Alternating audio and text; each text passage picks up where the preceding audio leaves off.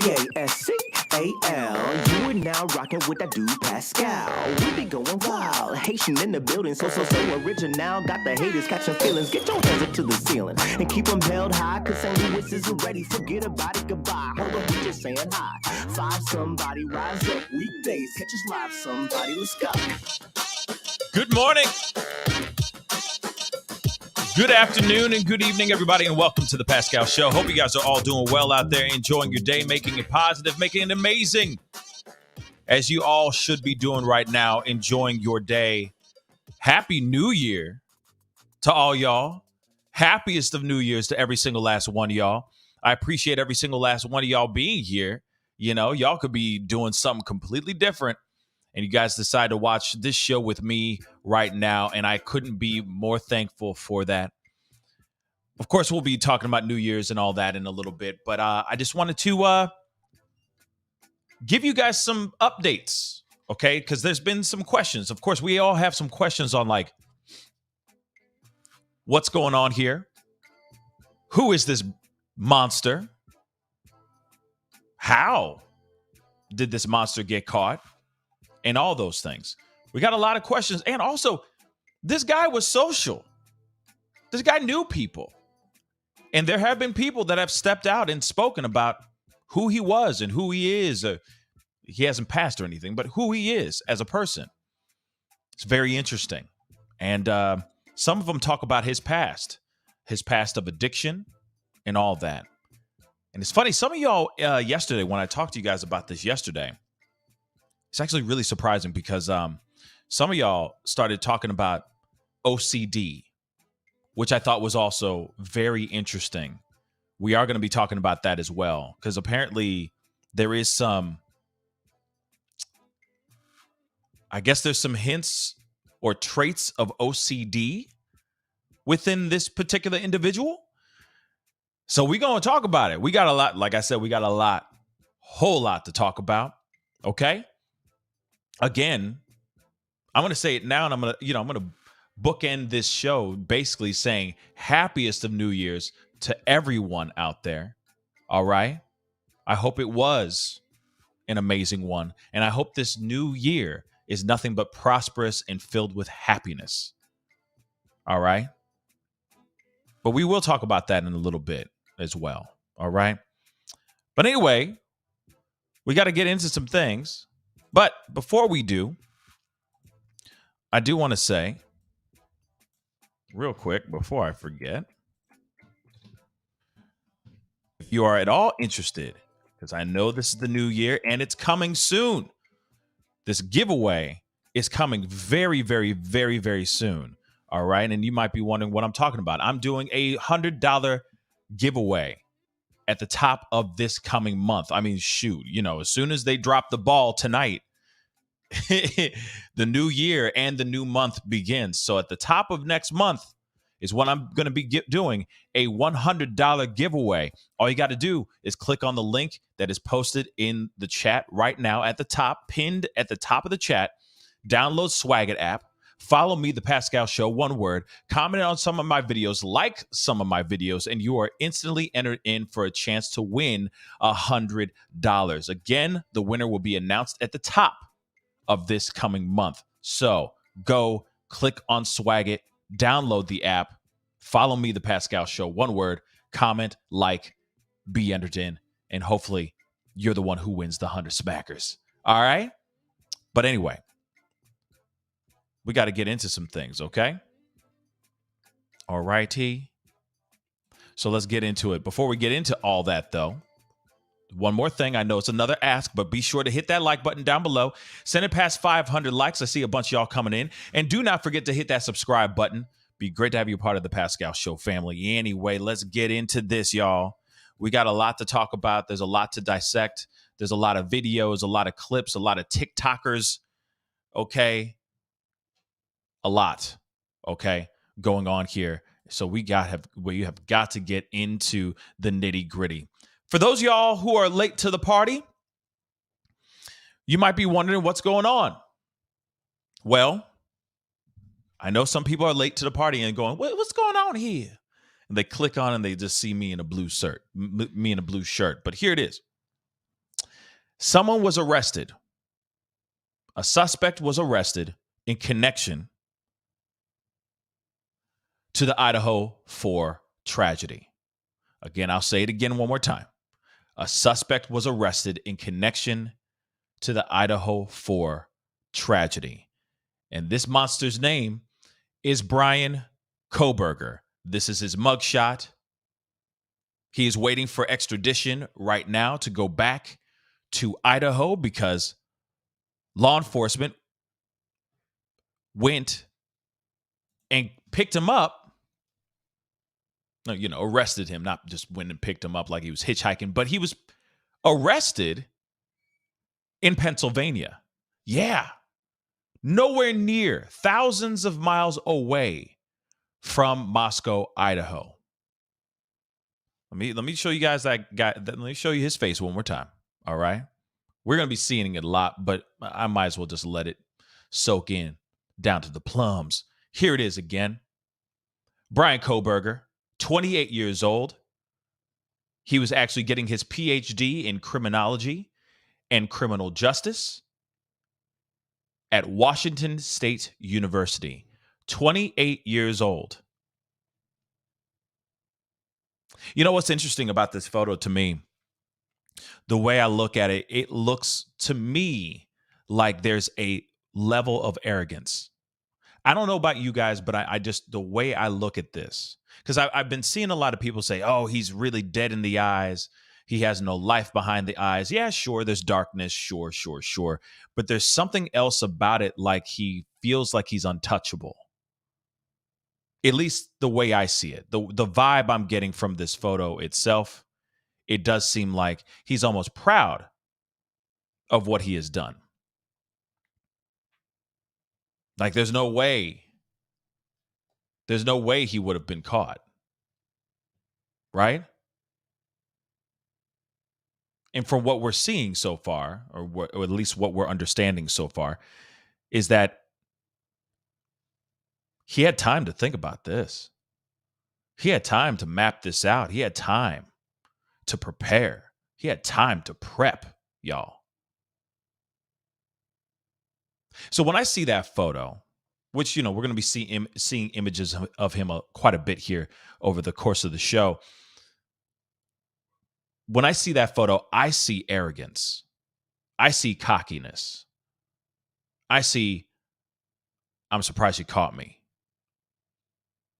Because I had the perfect crime. I had the perfect murder set up. That's the vibe I get from that photo. And of course, you sprinkle in the darkness and soulless and all that stuff. Absolutely. Abso-freaking-lutely. But outside of that, I think it's just absolute arrogance.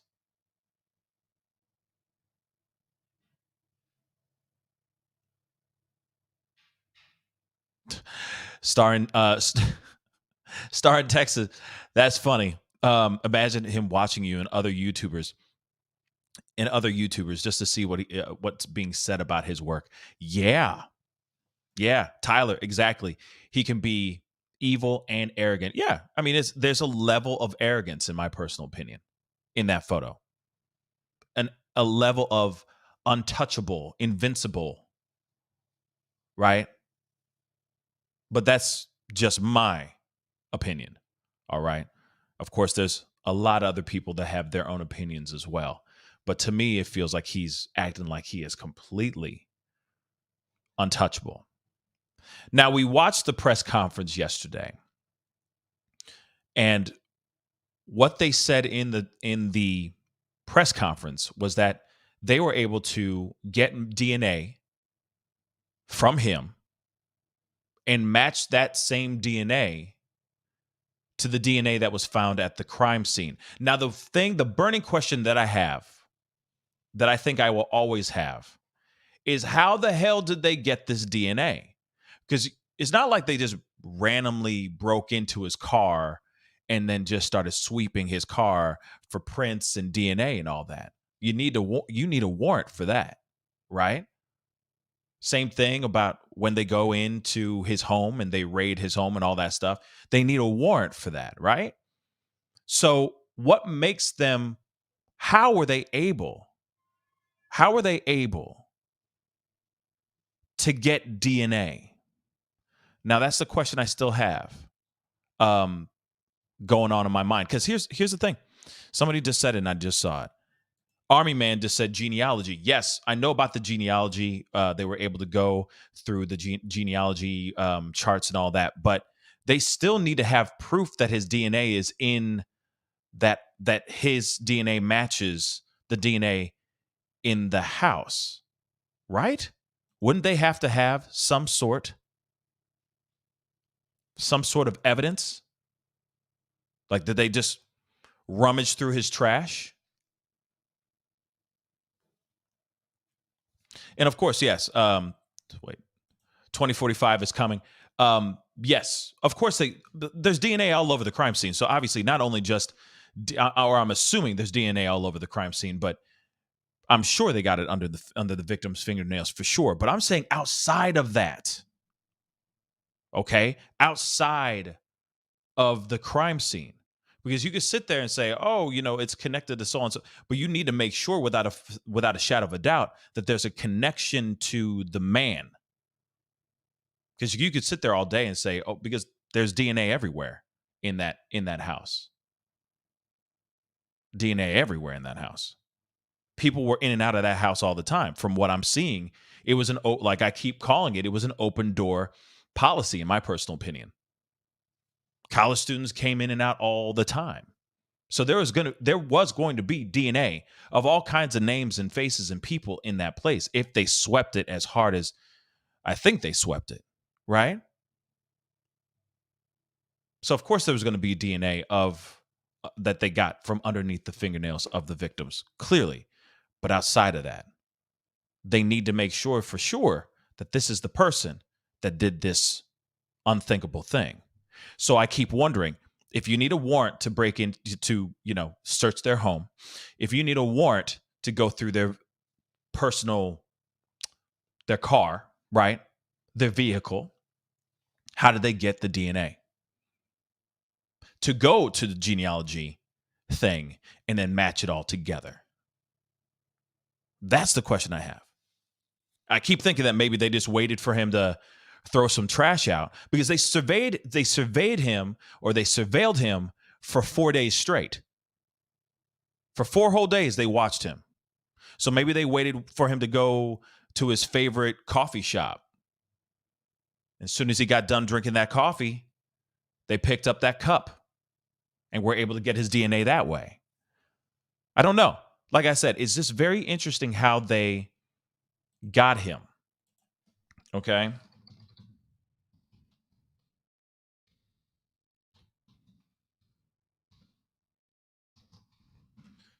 That's something I want to make sure I got that too. Okay. So I think that's very interesting. I think that's just a very interesting piece. Okay. So one thing I want to show you guys real quick is this article here. We're going to look at a bunch of stuff because there's friends that have or people who claim to know him. Let's just say that. Okay. People who claim to know him, people who claim to have grown up with him, so on and so forth, that have stepped forward and said, hey, I knew this guy and he was this way, or I knew this guy and he was that way. It's a lot of people very, very shocked. Right. So we got a lot to look at here, but I wanted to show you guys this here real quick. Now, authorities tracked the Idaho student suspect, all right, as he drove across country to Pennsylvania, sources say. So authorities carefully tracked the man charged in the unalivings of the Idaho 4 as he drove across the country around Christmas and continued surveilling him for several days before finally arresting him Friday. So again, from what we understand, they were following him. They were surveilling him. Why am I saying surveying? Surveilling him, all right, for 4 days straight. So I wouldn't be surprised if they were sitting there going, let's just wait until he goes to a bar and gets a beer. Let's just wait till he goes to a McDonald's and grabs a burger. Let's wait till he just takes out his trash. That could be it too. But the other question I have too, that I before we continue in this article though, because like I said, I got a lot of questions, y'all, as I believe all you guys do too. But then the other question I have on top of that is, who's home? Whose house was he at? Whose house was he at? Was he at his rents? I said rents. Was he at his parents' house? That's some old school stuff. Was he at the rents house? Was he at his parents' house? Like I'm curious. That's one piece I don't know about yet. Mrs. and Mr. Steelers, thank you. They say his parents' home. So he was in the parents' crib for the holidays, and the parents didn't know nothing. That's wild, y'all. Thank you, Tony B. Thank you, Tyler. Appreciate y'all. Appreciate y'all for letting me know. And Danny, no. Thank you so much. Thank you for knowing. Anyway, moving on. I gotta use up all my dad jokes for the quota. I gotta meet up the quota for the end of the year. So we're gonna have some fun today. I'm kidding. But anyway, let's move on here, okay? So he was at the parents' house chilling in the crib, and then they bust through, arrest him, and he's smacked with these charges. Okay? Or he's going to be smacked with these charges. He still has to be extradited to Idaho to have that happen. So he hasn't even been hit with these charges yet. Just so y'all know. Once he gets extradited, then he gets smacked with those charges. You see what I'm saying? So interesting. So Bryan Kohnberger, okay, BK, as I like to call him, or Horde 28, was arrested in his home state of Pennsylvania and charged with 4 counts of unaliving in the first degree, as well as felony burglary in connection with the demise of these 4 students. All right. Still, investigators have not publicly confirmed the suspect's motive or whether he knew the victims. Now, one thing, let me just finish this paragraph. The weapon, by the way, has not been located, according to the chief of police, James Fry. Now, one thing that I was wondering too, because as much as we have sat here and said, oh, there must be a connection because Kaylee and Madison, and how because the obsession has been hovering over Kaylee and Madison. But let me point something out.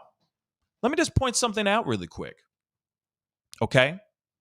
And don't worry, I got some phone call videos. I got some videos for y'all. So sit tight. Sit tight. And be sure to hit that like button down below. That would really, really mean a lot, okay? Helps the channel. And don't forget to hit the subscribe button, baby. All right? Hit that subscribe button. Damn. What are you waiting for? This is the best party and best family on the tubes. But one thing I wanted to say here really quick. Think about it. There were still 2 students on the first floor. We have never talked about those students in any further than them being surviving students. What if he had a relationship? Not saying anything romantic, but what if he knew the students on the first floor? What if he talked to them mostly, but never talked to the other 3? Xana, Madison, and Kaylee. What if he was talking to those 2 or knew one of them in passing, maybe just as an acquaintance, but had his eyes set on those 3 girls or on those 2 girls? No one's ever said that yet. And I'm not trying to elude anything. Okay. Let me time out. Hold up. Pause for a second. I'm not trying to allude to any idea that people were out here, that the surviving victims were involved. No. I'm wondering if there was any connection, though. if those two students, or at least one of them, knew BK. Just saying, think about it. We haven't heard anything from them, their side of the stories. We haven't heard anything. And I'm not sitting here saying that's the reason why they survived. I think there was a lot of noise. That's my theory. And so I think if this is the man who did it, he may have ran off because of the fear of getting caught, because of the noise. That's what I think. He only lived a little bit down the way. He lived around the way from the house, y'all. So what are the chances of him actually running into one of these students, getting to know them, so on and so forth? Or going to one of the parties and getting kicked out because they're all sitting there going, yo, you old. Why are you here? Maybe. I don't know. Just throwing out speculations here. Okay. And Donnie B, I agree. He is he is a nothing burger. Yeah. Bryan nothing burger. Yes, he is a nothing burger. Okay. And that's the other thing too. I received a DM the other day of someone working in. Let me just read this question. Mrs. and Mr. Steelers, thank you so much for the comment on YouTube. They said, did he go right to PA after the unalivings? We don't know, but apparently there was a criminology convention in Atlanta 2 days after this incident, this tragedy, that that some people out here are speculating that he may have gone straight to that convention in Atlanta after this had happened. But that's just in the rumor mill. I don't know if that's true. I don't know what's going on with that, right? But that's just something I heard through a DM. And trust me, over the past, since we broke this news yesterday, and of course the whole world, we have all been reacting to this news and all that. I've been getting a slew of DMs, emails, you name it, to me revolving around this. And I appreciate all y'all, because some of this stuff I wouldn't have seen, which is some things that we're going to be seeing here in just a minute. So I appreciate everybody's help, etc. Okay. But I don't know.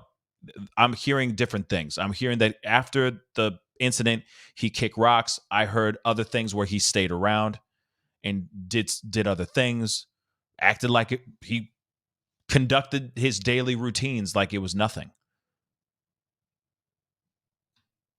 Probably was at the vigil, the celebration of life, all that stuff, probably there, just standing there, hiding in plain sight. Think about that. And if he was a TA, obviously if he was a PhD, most likely he was a TA as well.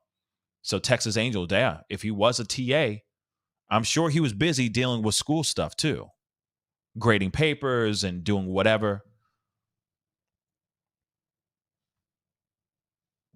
Just saying. It's just wild. But let's continue back into this article because we got a lot to look at. And I may open the phone lines a little bit later on in the show because I'd love to hear your thoughts on everything. But I'm not saying that the phone lines are on right now. So do not call, okay? But I may do that a little bit later, okay? But let's get into this. And I promise you guys I'm going to get to your super chats and super chats and super stickers in just a minute, okay? But nearly 7 weeks since the students were found, investigators have conducted more than 300 interviews and scoured approximately 20,000 tips in their search for the suspect. News of the unalivings and the long stretch of time without a suspect or significant developments have rattled the University of Idaho community and surrounding town of Moscow, which had not seen a incident like this or a tragedy like this in 7 years. Okay. Investigators honed in on Kohnberger as the suspect through DNA evidence by confirming his ownership of a white Hyundai Elantra seen near the crime scene, according to 2 law enforcement sources briefed on the investigation. Kohnberger, who authorities say lived just minutes from the scene of the unalivings as a PhD student at Washington State University's Department of Criminal Justice and Criminology, the school confirmed. Obviously, this is the infamous home of horrors. He drove cross country in a white Hyundai Elantra and arrived at his parents' house. There it is. He arrived, so you guys are right. He was at his parents' house in Pennsylvania around Christmas. So he never left. He never left, y'all. He stayed. He stayed. He was hiding in plain sight, y'all. He only lived minutes away from the crime scene, the house of tragedy. And then when it was time for him to go to back home, he left. But what's weird to me, though, I'm going to say it because what's weird to me is, where did he hide the car then? Remember. Where did he hide the car?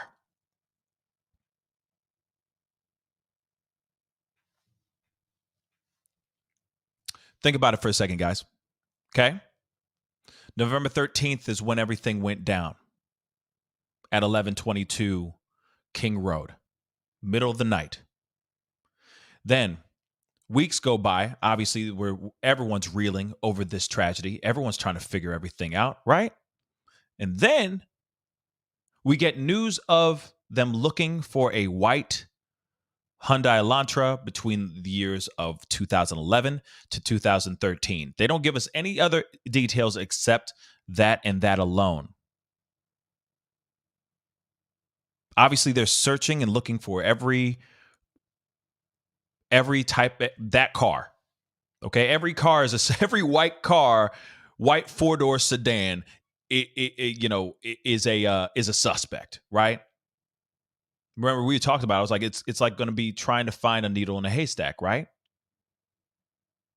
So did he have that car just sitting there for everyone to see? Or did he hide it off somewhere? Did he put it in the garage of where he lived, if there was access to a garage? Then the other question is, how was he able to get into that car and successfully drive out of that town unnoticed, driving that white Hyundai Elantra? Again, somebody make that make sense. Because every single person in that town was probably skulking around looking for a white Hyundai Elantra. So how was he able to get in his car and drive thousands of miles, but most importantly, drive through that small town where everyone's head is on a swivel? But let's not forget, too, that car has been sitting there, allegedly, for weeks before he left for Christmas break. Does that make sense?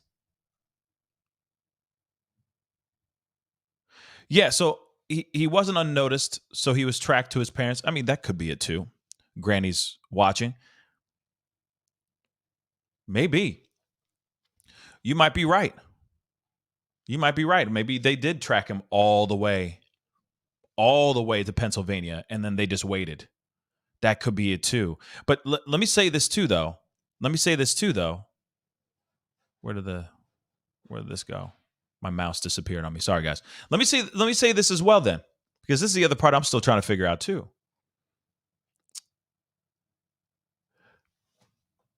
Remember that they had a bunch of people looking, a bunch of prospects as far as the cars. There's a bunch of white Hyundai Elantras out here in the world. So you're telling me that they just followed him and him alone? I'm just saying that part doesn't make sense. Or were they just putting tags on every single white car that left the town during that time? They didn't start following him and really surveilling him until he left town. And they followed him and watched him for 4 days. Now, weeks ago, they talked about this announcement about this Hyundai.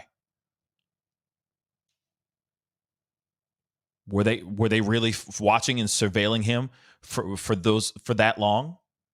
And then they decided to pounce just yesterday? I'm just saying. I'm just saying. I'm just curious. I'm just curious. I'm just curious. Still, no matter what, great job on law enforcement side. They did their due diligence. They brought him in and all that. All right. But FBI surveillance team tracked him for 4 days before his arrest, while law enforcement worked with prosecutors to develop enough probable cause to obtain a warrant. Okay. So genetic genealogy techniques were used to connect Kohnberger to unidentified DNA evidence, another source with knowledge of the case tells CNN, which is amazing. Okay. And I'm wondering if that's local law enforcement's idea or if that was FBI that stepped in and said, why don't we go this angle? It's very interesting, though, right? So the DNA was run through a public database to find potential family members' matches, and subsequent investigative work by law enforcement led to him as a suspect, which is wild. Okay, so that like 23andMe type thing, they used something like that to connect Kohnberger to the crime scene. But still, no matter what, they still needed Kohnberger's DNA to make sure without a shadow of a doubt, this is the guy. You can't just walk in and go, oh, that's the guy, and then just get, because we found him on 23andMe. No, they need actual evidence of like I said, they need a tissue paper, a coffee cup, discarded big gulp, right?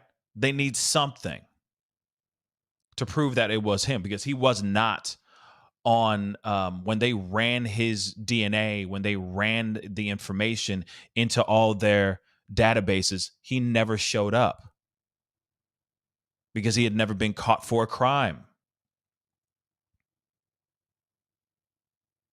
As far as we know, he was a law-abiding citizen for the most part.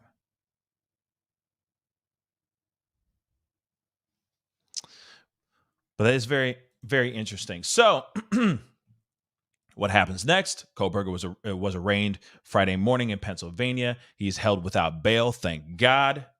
Kohnberger intends to waive his extradition hearing to expedite his transport to Idaho. Kohnberger is eager to be exonerated of these charges and looks forward to resolving these matters as promptly as possible, according to a public defender. I'm assuming it's going to be whoever's going to be representing him at the time. Even with a suspect charged, the law enforcement's work is far from over, prosecutors say. This is not the end of this investigation. In fact, this is just the beginning, or this is a new beginning. Thompson urged people to continue submitting tips, asking anyone with information about the suspect to come forward, call the tip line, report anything you know about him to help the investigators. I don't know why I said it in that way, like investigators, but you know what I'm saying. Okay? So obviously there's going to be more stuff. Like I said yesterday, this is just the beginning. This is just the beginning. We are now in this Thompson individual just said, this is just the beginning. All right? We've only just begun. We've only just begun, y'all. There's now going to be more information, more questions, and all that going on right now. More and more people are going to be stepping forward saying that I knew him. He was a friend, or he wasn't a friend, or he was an ex-boyfriend, so on and so forth. Okay. But this is crazy, right? Absolutely crazy. All right. But great news. Still, no matter what, great bloody news. Why? Because we have a suspect. And his DNA matches the DNA in that crime scene. Now, of course, he may be sitting here going, I'm innocent. I didn't do nothing.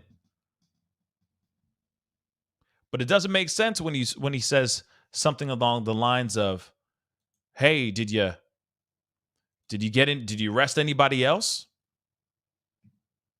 Clearly, this is somebody who has been up to no good.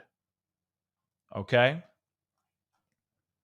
I got a couple things I want to show you guys, though, too. Hold on 1 second, because I do want to show you guys that tweet.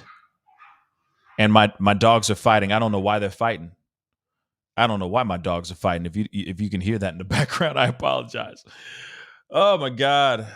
So dramatic. You know what I'm saying? My dogs are fighting over a toy. That's all it is. Okay? Fighting over a doggone toy. Where did it go?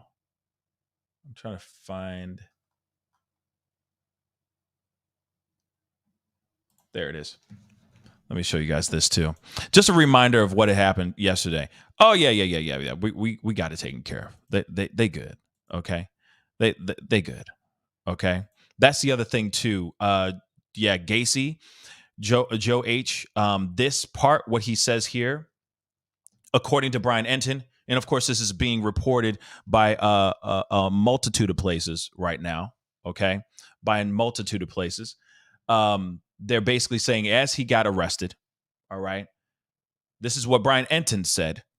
Okay, so let me make sure you guys can see that a little bit bigger. He said, I am told when this suspect, BK Nothingburger, was in custody, he asked if anyone else was arrested. I'm told he had a quiet, blank stare. Now, let me show you guys this. Would you call this a quiet, blank stare? Or no? Also, I will say this too. With this quote, with him asking this, I also heard something along the lines of like this could be him saying something like quoting Gacy, because I guess Gacy did the same thing when he was arrested, trying to throw things off, trying to make people question things because he didn't want to be caught. He didn't want to be found guilty of something that he obviously did, right? So this could be his way of trying to get off, trying to be like, oh, throwing people off. Hey, anyone else get arrested? Because in a way, him saying anyone else did anyone else get arrested? To me, that gives off the vibe that he knows, like either there's like it's like a hair, it's like almost a tiny bit of him saying that he's a part of it, but also trying to mess with law enforcement to say that, oh, but there's more, that there's others, that he's not alone. That's the vibe I get when I see this, that he's just trying to mess with law enforcement's heads. Remember, he's a PhD in criminology and criminal justice. He's been studying crimes like this, I'm sure, obsessing over crimes like this forever. All right? Filling out some sort of fetish or dream, fantasy, whatever you want to call it. All right? But to me, this gives off a vibe like he's trying to outsmart 5-0. Like, this is his attempt on still trying to mess with everybody's minds. It's like he watched Seven way too many times. You see what I'm saying? I know I keep saying that over and over and over again, but this gives me that vibe a little bit. Now, he could be cooperating with everything. He could be cooperating. And he may not be. One thing that's interesting is that, let me show you guys that too. Now, cleanup crew was in the house. They were starting to clean up the scene, the house. And guess what? They stopped. They stopped cleaning the house. Why, you ask? Some people are speculating that maybe, just maybe, this suspect is speaking up and maybe giving them some more information. Hence the reason why they stopped cleaning out the house.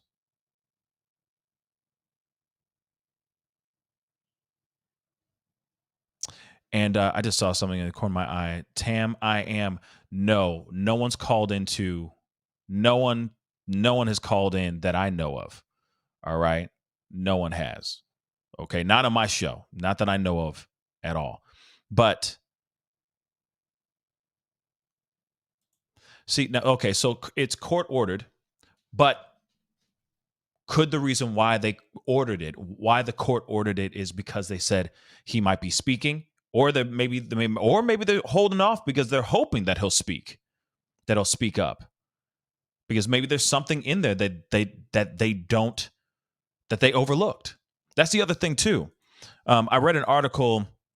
I don't have it here, but I read an article a little bit ago, a couple days ago, where another expert was saying they shouldn't have cleaned out the house, that they shouldn't have given family belongings from the of their loved ones, not yet at least, because one, is still an active investigation. Two, you never know what's on those belongings that could be a piece of evidence. Everything in there ties to the story, right? Ties to us getting closer to finding out what actually happened, right?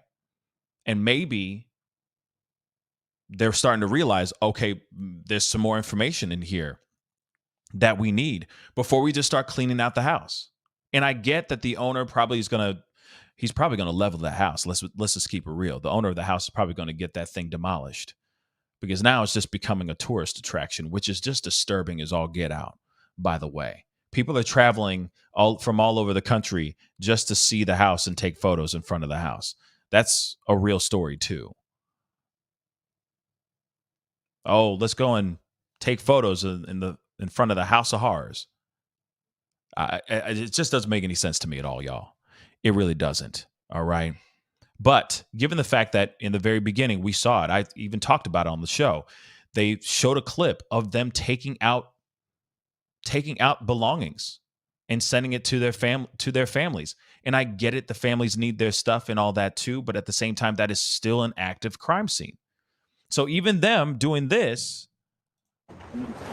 yeah, and cleaning out the spot, to me, I mean, obviously it's been court ordered, but to me, this is way too soon. That's just what I think. It's way too soon. So I'm glad that it was court ordered and that they stopped cleaning out this house, because there still might be something in there to get this man, to pin everything on this man, or pin this on him and other people. Because you know for a fact, if there's a possibility of there being at least one other person involved in this tragedy, and they're sweeping out the space and cleaning everything up,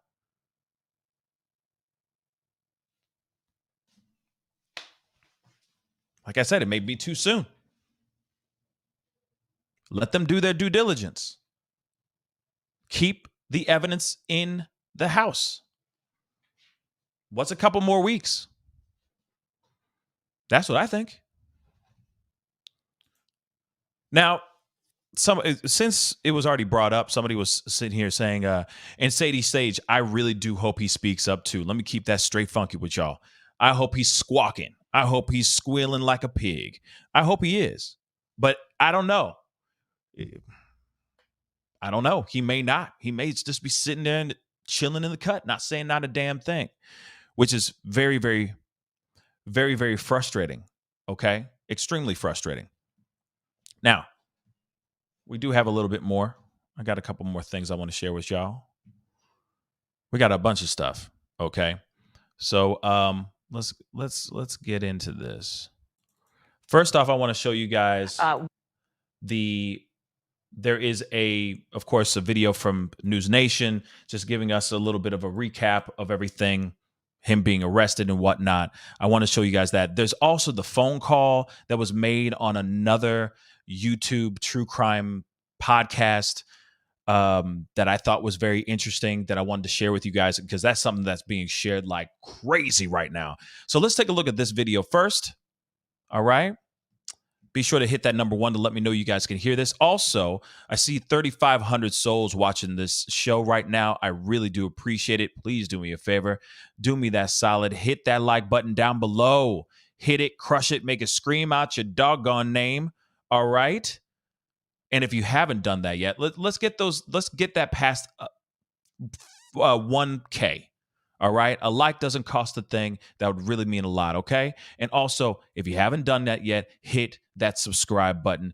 You know, I talk about everything on this show, everything from true crime, pop culture, controversy, celebrity interviews, you name it. We talk about it right here on the show. So hit that subscribe button. All right. Let's get into this. We have now on standing by Evan Lambert, correspondent there in D.C. Evan, I understand you have learned some more background information on this suspect, Bryan Kohnberger. Yeah, Nicole, we've been learning a little bit just over the last few hours here in kind of a drip situation from court documents, also from online records as well. Of course, we know that Kohnberger is 28 years old. Court documents say that he is from Albrightsville, Pennsylvania. That is near the Poconos in northeastern Pennsylvania, not too far from where he remains in custody, according to those same court documents, at the Monroe County Jail. One thing I just want, I don't mean to interrupt this so quickly, but I do want to point out, I just want to emphasize the distance. Look at the distance. Isn't Scranton where the office show is from? Isn't it from Scranton? But anyway, look at that.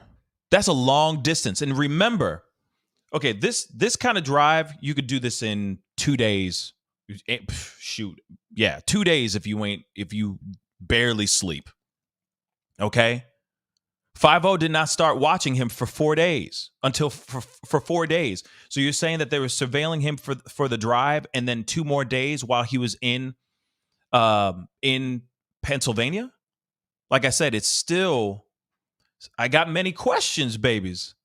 I got many questions. Were they watching him and keeping a close eye on him when he was in Moscow, Idaho, and then they just decided to follow him? Or did they get something when he was gone and then they started following him and checking him out? Because remember,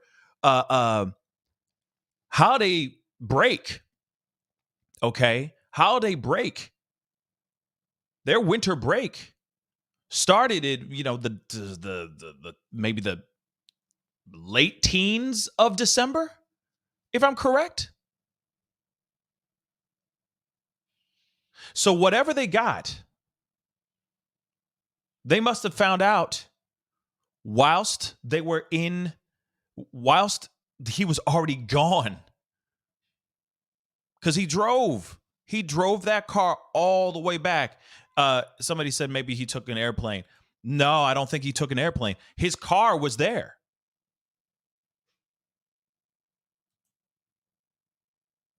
from my understanding, his car was there in Pennsylvania. So he took his car, drove it all the way. He drove cross country in that white Elantra. Then they started following him for 4 days in Pennsylvania.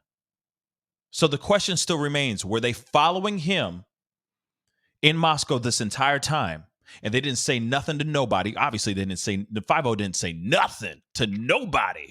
As they say, they were very tight-lipped about everything, playing everything close to the chest. Absolutely.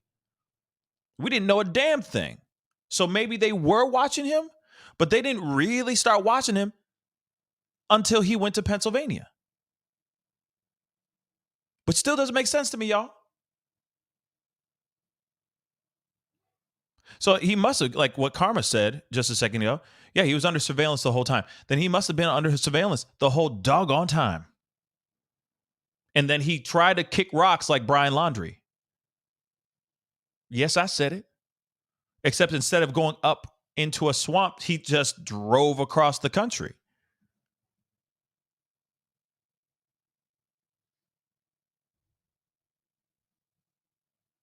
It's just interesting, guys. Interesting, but I'm going to continue. You know, I'm still piecing it together too, so patience with me too, guys. You know what I'm saying? I'm trying to figure this out just like y'all, all right? But let's keep rocking and rolling.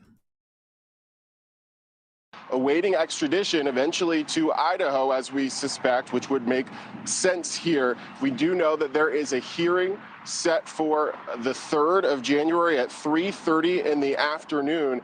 And as we have started to learn a little bit more about this suspect's background, this coming from online records from Washington State University, where we know he was a PhD candidate in criminology and criminal justice. We also have confirmed that he graduated from DeSale University in Pennsylvania. This according to a commencement program from May 2022, where he received his master's in criminal justice. So that program confirming that. And we actually just not too long ago did get a statement from DeSale University. They say on Friday, December 30th, DeSale University learned of the arrest of Bryan Kohnberger in connection with the murder of 4 University of Idaho students. Kohnberger received a bachelor's degree in 2020 and completed his graduate studies in June 2022. As a Catholic Salesian community, we are devastated by this senseless tragedy. Our thoughts and prayers are with the victims' families during this difficult time. And we also know it appears, according to online records and searches, that Kohnberger, at his time at DeSales, he posted on Reddit seeking volunteers for a research study. That study was trying to find out about the emotions and psychological traits and the influence that that has on people when they decide to commit a crime. So that post was actually in a channel for ex-felons. I believe it was ex-felons or ex-cons. And he appears to have posted in Reddit asking about volunteers for this research study. We don't know if that was a central part of his master's work, but again, according to the university and that 2022 commencement program, he did graduate from DeSale with a master's in criminal justice. Nicole? All right, Evan Lambert with some more information on this suspect now in custody. Evan, thank you for that. Thank you for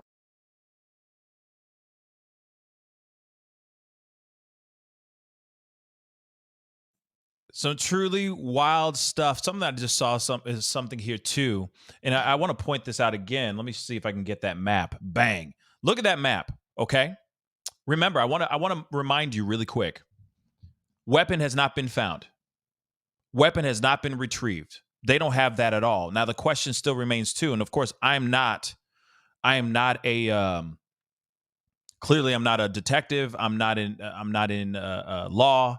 I'm just a regular guy that likes to talk about stories, right? And talk about cases like this. But my question is, if they don't have the weapon, will they still be able to pin a lot of these things on him if they do not have the actual weapon? That's one piece. And of course, that may be a very novice question to ask here. But that's one question I have for this situation, because this is a long distance. And through his drive, he could have, if of course we got to say still alleged, okay, innocent to proven guilty, unfortunately. But if he really did drive this whole cross country trip with that white Elantra, this is a long distance for him to go and just throw the weapon out the window. The question, I guess, that I'm asking is he the type to hold on to that weapon as a trophy? Because we hear a lot of SKers, serial killers, are like that, right? They will hold on to that one thing as evidence of the act that they did, right? A trophy. Would he hold on to this trophy, or would he throw it out off on the side of the interstate, anywhere between Moscow and where he was arrested? That's a question I have, because if they don't have that, can they pin everything on him for real, for real? I guess that's the burning question, because somebody, G.A. Peach, just said this, and that's true. That's a long distance to ditch a knife. It's a long distance to ditch a knife. And he could ditch a knife. He could ditch it right there in the middle of the road. He could have driven off to the Atlantic Ocean, thrown it out there. He could have done anything. He had plenty of time to drive and discard it somewhere. So that's something to think about, for real. Okay? That's definitely something to think about. Would they be able to pin this on this mother lover and make it stick, right? I got more for you. I got more. All right, we got more. Trust and believe, babies. We got a whole lot more. We got another video, and this is a strange one, y'all. This one was being shared and emailed to me, sent to me like crazy. All right, DM to me, emailed. It was mentioned to me on Twitter. Crazy stuff here, y'all. Crazy. Now, I don't know if this is even true or not, but I'm going to play it for you guys anyway. There are allegedly people saying, or there are people saying this might have been him speaking about the incident on a podcast. I'm going to play it for you guys and let you guys know. Yeah, I'm just going to play it for you guys. Here is the podcast. I live in a college town, and I've worked with probably at least 10 Sigma Chi members. And, you know, the one thing that every single one of them I feel like has asked me is, if you were going to kill somebody, how would you get away with it? And I just wonder if maybe this is nothing more than some kid in a fraternity trying to prove himself. And that was it. So you said you worked with 5 or 6 Sigma Chi kids, and they asked you if you can kill somebody, they can get away with it? Yeah. Did I hear that right? Yeah. Oh, and my God. I know that's a thing that just like maybe people say, trying to like have interesting conversation, but like just in my head, it's like, it's always been these dudes that were in the fraternity. And so it makes me wonder if it's a thing that's in their like culture, that they ask to see how smart you are and whatever, and what kind of answer you come up with, and someone took it too far. Oh, wow. What kind of dudes would ask you that? Well, that's crazy as shit, man. That's an outrageous statement, man. I mean, I'd write their names down. Yeah, man. Like like, I like horror movies and all that kind of stuff, and I'll watch those kind of things. But like when someone like in person says some stuff like that, it's kind of like jarring. It's like, what? Why are you saying something like that? Yeah, that's man. Who said that to you? I live in a college town. So there's that video. I don't know. Oh, my Lord. I don't know. I don't know if that's true or if this is really him or not. That could just be some other random dude calling in to a podcast and saying things and sounding creepy and sounding strange. But it is a creepy. It's a strange phone call. Let's just say that. Okay.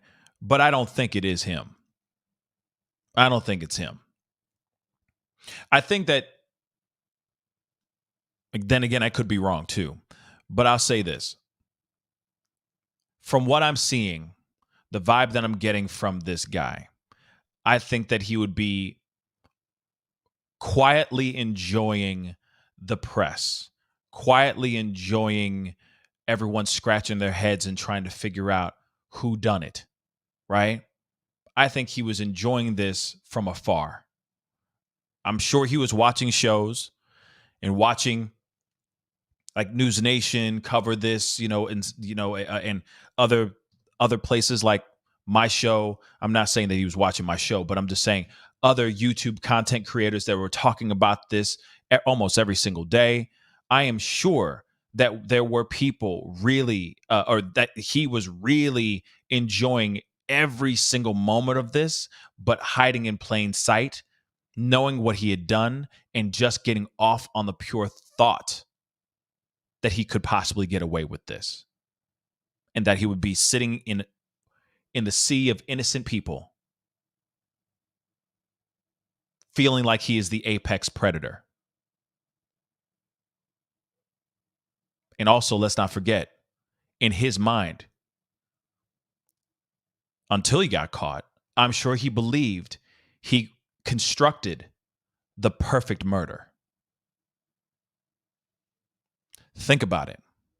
This is a man who has a PhD, or was going to get a PhD in criminal justice and criminology. He was doing surveys trying to understand the mind of a criminal, what goes on in their mind when they're creating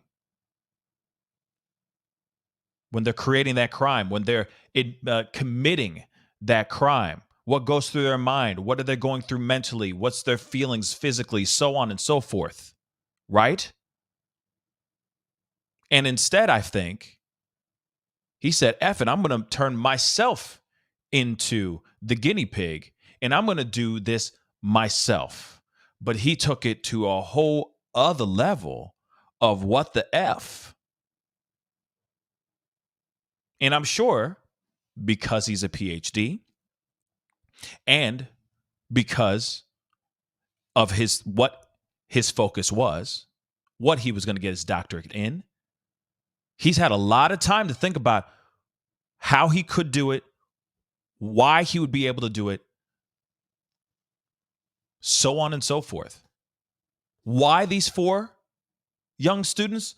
I still don't know. To me, my mind is still reeling over that. But he had time to think about this, y'all. He had time. I got more for you. All right. And I see 4,000 souls watching the show. Hello. Welcome to the Pascal Show. Do me a favor. Hit that like button down below. Let's get it to 2K. That would really mean a lot to me. Hit that 2K. You know what I mean? Let's start off let's end this new year, or let's end this year with a positive note. We got some great news, first off, given the fact that a suspect has been detained, but also just bringing in some positive energy into this chat. Hit that like button down below. Hit it. Get it past 2K. That would really mean a lot. And please hit that subscribe button, okay? I can't emphasize that enough, all right? That would really, really mean a lot to me. I got some more for that, Ash. All right, so hold up, all right? And Kate, Broom just said he's an incel, I think. He could be, and he may not be, though. He could be, and he may not. Because I'm understanding some other things where he's had some issues with addiction. He's had other things going on, so on and so forth. So for me, I got questions. But before we go into this other video, I do want to show you guys or share with you guys some more info here as well. Hold on. Commercials. Okay. Now, let me show you guys this. This is also interesting too, because shout out to all you guys. Okay. Shout out to every single last one of y'all, because with you guys being a part of this and talking about this with me, there was somebody that did, I don't remember who did, but somebody did say something about OCD, having some OCD tendencies with the numbers and all that, right? Given the fact that his birthday was only a few days after, like 8 days after this unthinkable crime, the 11/22 and all that, right? Even numbers and all that stuff, right? Very, very disturbing. Okay. Yes, his birthday, his date of birth is 11/21. The address is 11/22, but that's strange too. Why wouldn't he just go a door next door and not 11/22? If his birthday was 11/21, does seem a little strange that he would go and do this tragedy in 11/22 and not at the 11/21 house, if that makes any sense, right? But let's take a look at this. This is very interesting. Okay, some interesting information about this. Okay, so the suspect, BK, the monster, the alleged monster. I have to say that, unfortunately, proven innocent until proven guilty, unfortunately. All right, but BK had OCD eating tendencies. All right, so let's see. Speaking exclusively to the Post Friday afternoon, former aunt of Bryan Kohnberger said his dietary restrictions were very, very weird. It was above and beyond being vegan, said the aunt, who declined to be identified, but said she was previously married into the family. That's why she is formally an aunt. Okay. I thought maybe she just said, I disown him. I am formally an aunt now, which I feel like I would say the same thing too. But let's move on. His aunt and uncle had to buy new pots and pans because he would not eat from anything that had ever had meat cooked in them. He seemed very OCD, obsessive compulsive disorder. Obsessive compulsive disorder is a common and long-lasting condition where a person has a repeating pattern of thoughts and fears which lead them to complete repetitive behaviors and tasks over and over again. Some people say that a sign of OCD is you thinking that you locked your front door, but for some odd reason there's that strange inkling that you didn't. So you go to the front door to go and relock it again just to make sure you locked it, type stuff. Some people will go with, if they have OCD, they'll go and unlock it and lock it 5 times. They'll have a repetitive thing that they do to make sure that they're doing it right. And that's one thing that's very strange, of course, obviously, within this, within this particular person, right? This monster. All right. The other part is him not wanting to eat from pots and pans that ever cooked meat, that ever touched meat, is very strange as well. That makes me think of someone on a strict kosher diet, right? There's a lot of places where I used to cook a long time ago in a kitchen, and when it came to kosher foods, nothing could touch like that. None of the utensils, nothing could be touched by unkoshered food. So that is very strange. But instead, his is about meat. which is very strange in my personal opinion. All right. That is very OCD. Okay. Extremely. And some people's reasons of repetitive behaviors could be like, oh, it could be something really deep psychologically, right? It could be like, oh, I don't want my family to die. So if I don't lock this door 7 times, unlock and lock the door 7 times every night, then that's going to bring bad luck to my family, so on and so forth. There's this very interesting, it's a very interesting disorder, okay, that people deal with every single day. But vegan, it's very, like, he was like, I don't want to touch anything that hasn't been touched by meat. That's just strange to me. But he now sounds like he's a hardcore vegan. Okay. Which is very interesting. Very interesting. Think about it. He's a vegan, and yet he did what he did, which makes no sense. And we don't know. Let's keep it real. We don't know the reason why he became a vegan. That would make me wonder too. Like, was his reason that he became a vegan is because he didn't like the fact that animals were harmed? Then why would he allegedly harm human beings? You see what I'm saying? It's a strange oxymoron that makes no sense to me. Makes no sense. Math ain't mathing with this one. All right. But let's continue on real quick. Strange. Okay. At the time of his arrest, records indicate Kohnberger was a doctoral candidate, in criminal justice at Washington State University in Pullman, just 10 miles from Moscow. And we already know about this. Okay. He got his Master's of Arts from DeSales University in Center Valley, PA, Pennsylvania, in 2022. Now, his DeSales email was tied to a cryptic Reddit post about a study he was planning about the emotional and psychological conditions of would-be criminals. And of course, this is where he's being held at right now as we speak, Monroe County Correctional Facility. Now, a white Hyundai Elantra matching the description of a car that investigators had identified as being near the crime scene at the time of the unalivings was also confiscated from the scene of his arrest. Let me just repeat that for those of y'all in the nosebleed seats. This car, the white Hyundai Elantra that we've all been talking about, we've all been looking for, and all that stuff, not the one in Eugene, Oregon,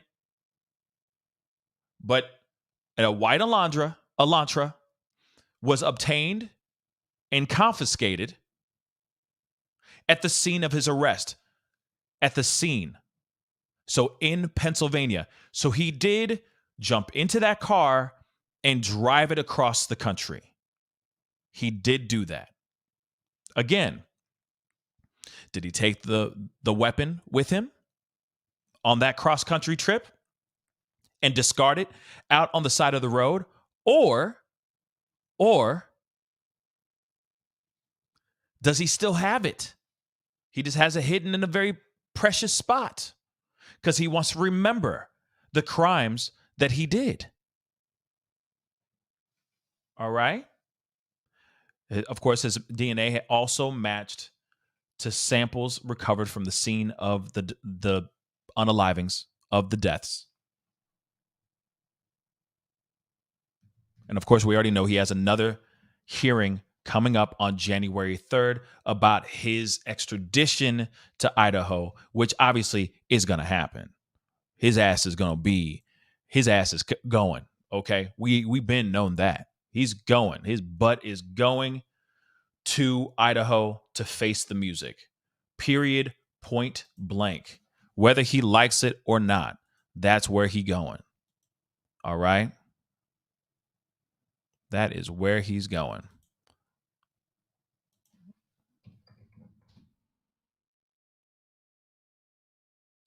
One second. That the window.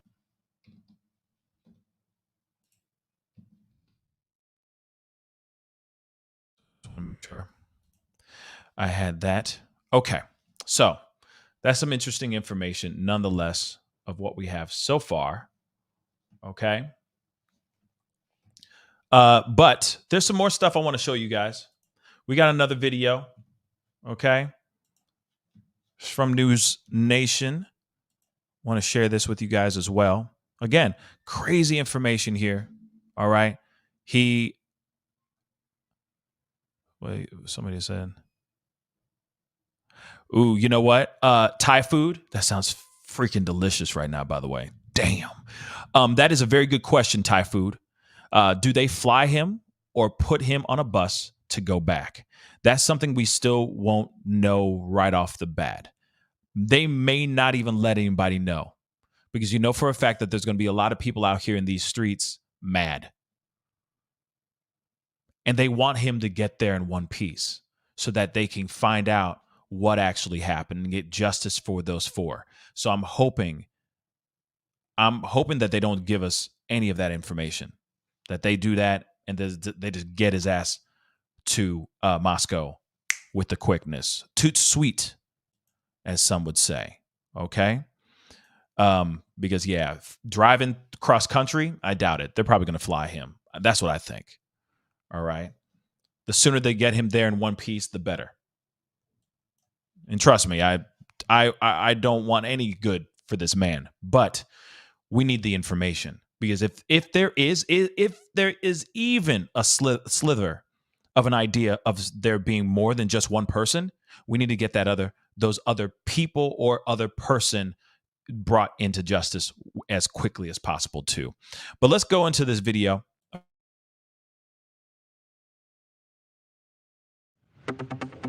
Our coverage continues now of the arrest and the murders of 4 Idaho college students. Correspondent Evan Lambert has been looking into the background of the suspect, this man, 28-year-old Bryan Christopher Kohnberger.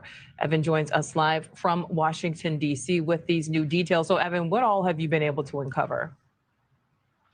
Well, Nicole, we're starting to get a better picture of Bryan Kohnberger through online and other records, but also from someone who says that he knew Kohnberger, our affiliate in Pennsylvania, speaking with a man who says that some years ago he ran with Kohnberger on a regular basis. Listen to his reaction to the news that Kohnberger was arrested and charged for these murders in Moscow, Idaho.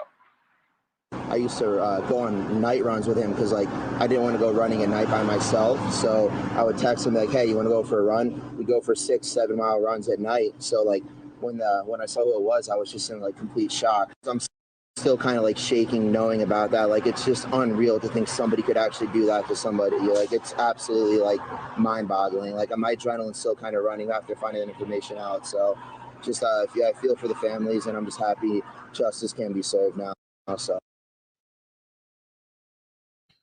Real quick, I do want to point something out that I just thought about when he said this, because as a runner myself, you have a lot of time to run through things, run around, take certain routes, especially if you're running long distances. If you're running 6-7 miles at night, you see things. You run through places, you run through alleys, you run through back ways, you run through main roads, you run through the wilderness, you're just running.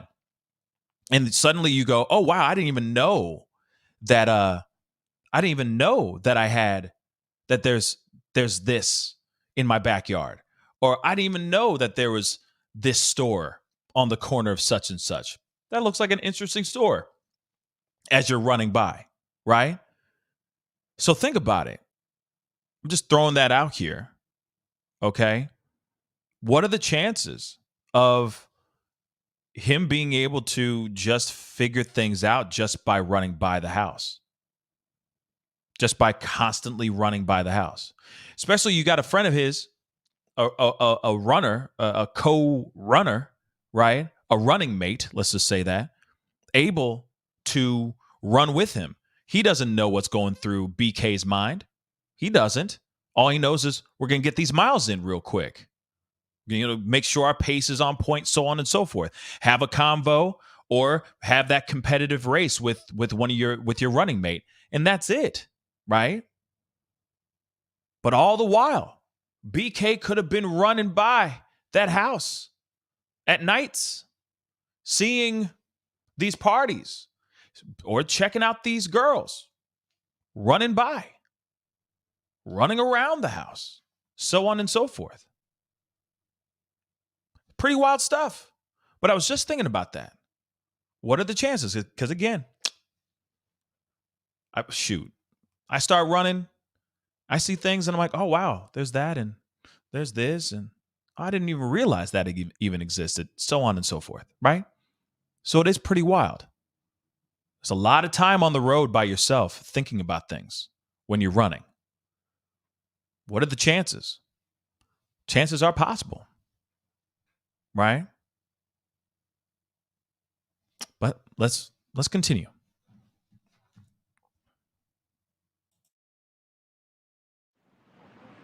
And we have also learned that Kohnberger studied criminal justice at an advanced level, having gotten a master's from DeSales University in Pennsylvania in 2022. According to the school there, he appears to once have posted on Reddit asking for volunteers for a research project where he was studying the criminal mind. And he wanted to know specific things about the emotional and psychological considerations for people who had been convicted of crimes, asking questions in a survey like, why did you choose that victim? What was the first move that you made? How did you leave the scene? So very eerie, knowing he is now accused of going through all those thoughts, having committed 4 murders, according to police. Now, he is currently a PhD candidate in criminal justice at Washington State University in Pullman, which is very close to Moscow, Idaho. A friend telling News Nation that he went to Pleasant Valley High School in the area near the Poconos. This is near that scene where he was arrested this morning. A news article from the local paper and school district documents tell us that he later worked there as a security guard. So a strange background for someone to now be accused of such gruesome crimes. Now, we also were able to confirm through county records out in Idaho that someone of the same name, same age, so it appears to be this suspect, Kohnberger, had been stopped on a seatbelt violation in August. So if these charges against him are true, that means that he would have at least been in the Moscow, Idaho area at least twice. Nicole? And Evan, you confirmed that he did receive a master's from DeSales University there in Pennsylvania. That's also where he received his bachelor's degree as well, 2 years prior. Yeah, so a bachelor's degree in 2020, graduating in 2020 in psychology. Then he went on to study criminal justice criminology for a master's, according to the program for the commencement in May 2022. The school telling us in a statement that he graduated in June 2022, but we were able to find that document as well. And then we know he was continuing his studies in Washington State, really just across the Idaho state line as a PhD candidate in that same subject, criminology and criminal justice. Yeah. Some wild stuff, y'all. Some wild stuff. We got more, though. We got more. Hold on. We got more. Now we're going to be hearing from not only just his, obviously we've been seeing that from his, talking about his running mate, basically saying, I didn't even realize this. This is some wild stuff. This is, blowing my mind. We're also going to hear from, it sounds like a family friend, which is also something that is, I can only imagine what any family friend, family member may be experiencing. It's hearing about this. Obviously, you got somebody who's someone that you've known for years. But this is something interesting too. Not only is this young woman someone that knows Bryan or BK, but also she talks about his history and his battle with addictions. Let's take a look at this, shall we? This up. I am just in absolute shock right now. I was heading to lunch when my mom called me, and immediately I knew something was off because I have the type of family that we don't call each other. So if someone does call someone, we know something's bad. She called me and asked me about the murders. I didn't know where she was going with it until she said that it was Bryan Kohnberger. And naturally, I freaked out and called about 8 of my friends. My brother was really good friends with him. My other friend, Brandon, was really good friends with him. I'm going to have a picture of him with him on the green screen as well. I'm shaking still. But anyway, let me show you. This is Brandon, the one I was just talking about. This is So I know her head is covering this, but that's him right there. And even so, he still has that strange blank. Like, it's so weird, y'all. It is so strange. But anyway, let's continue. But this is nuts. wife, Brianna, that's me. This was back in 2017. Obviously, that's Bryan. Still has the dead face that it's the eyes. I don't know. But when I spoke to him back in 2017, he was clean. He was a heavy heroin user back in high school. And it was just nice to see the kid clean up. And at that time, he said he was doing security detail. I believe it was out of school is what he told me. But he seemed like he was better. Obviously, that wasn't true. Here's another picture from a party that we had at Brandon's house. That's Bryan there. He used to be a bigger kid as well. But again, that's him. And then at the same wedding, I'm here, but he's back there. He was sitting at the same table as me and my mother. But he is back there enjoying a drink. I was sitting right next to him. We talked. He seemed fine. My mom sent me the old school yearbook. That was him. Bryan Kohnberger. That's him. He went to Pleasant Valley. Graduated with, I think, my friend Christopher, a year younger than me. This is when he nonchalantly decided to make me drive him around the Poconos for heroin, and I had no idea. I thought I was just doing a nice deed because he needed something, and it turns out that he was getting heroin. Sorry, I'm like, my voice is shaking. I might make a part 2. I probably have to. I don't have a 6-minute feature. I only have a 3-minute feature. I also talk really fast, so I'm sorry. Make something like this up. So that is only part 1, okay?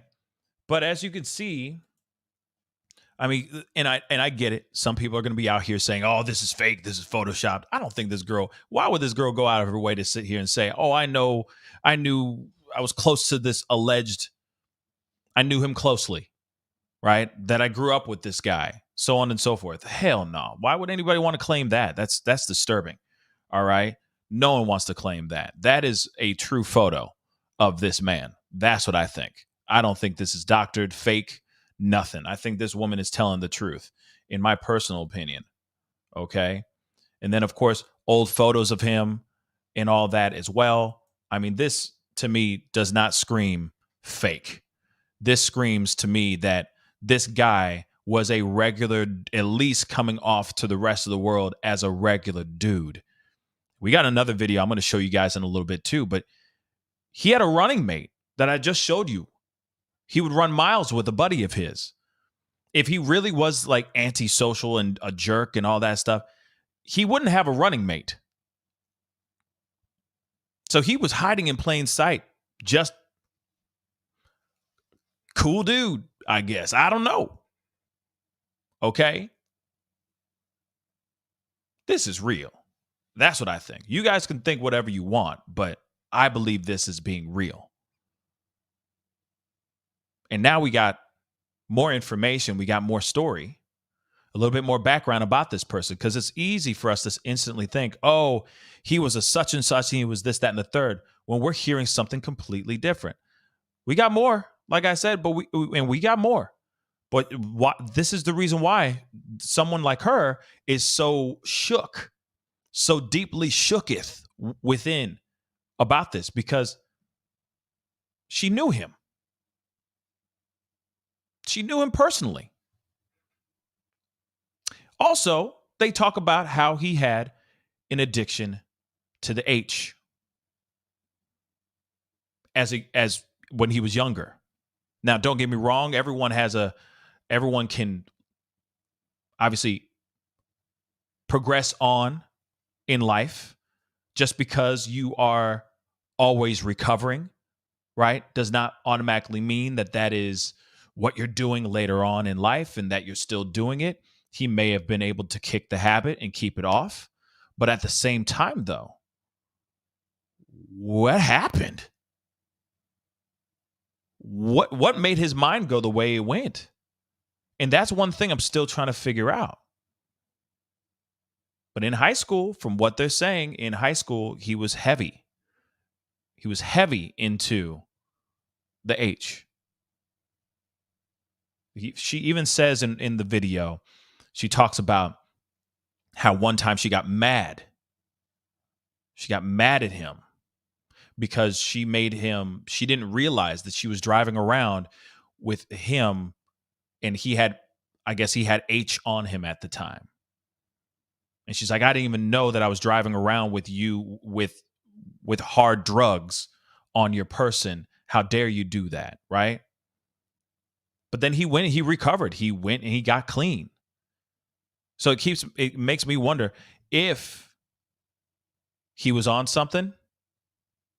Did his addictions get more intense? Was he still on H during this time? Just being a high functioning addict? I don't know. But we got more. We got more.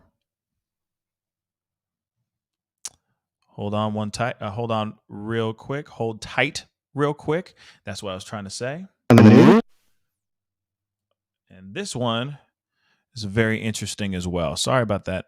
The noise, that was pretty damn intense. But I wanted to share this one with you guys too. Let's take a look at this. This is apparently a friend of his. Okay? A friend of his that's saying this. So let's take a look.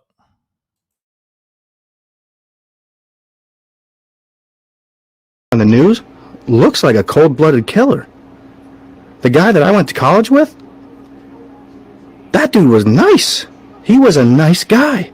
We studied criminal justice together. He was a really nice guy. And I'm devastated and heartbroken that I knew this guy and that he did this. I'm devastated for those families. I never thought that it would be someone close to home from the Lehigh Valley at Sales University. And here is the biology project from 2018. We were studying Daphnia and there he is, and he led this project. On the news, looks like a cold-blooded killer. The guy that I went to college with, that dude was nice. He was a nice guy.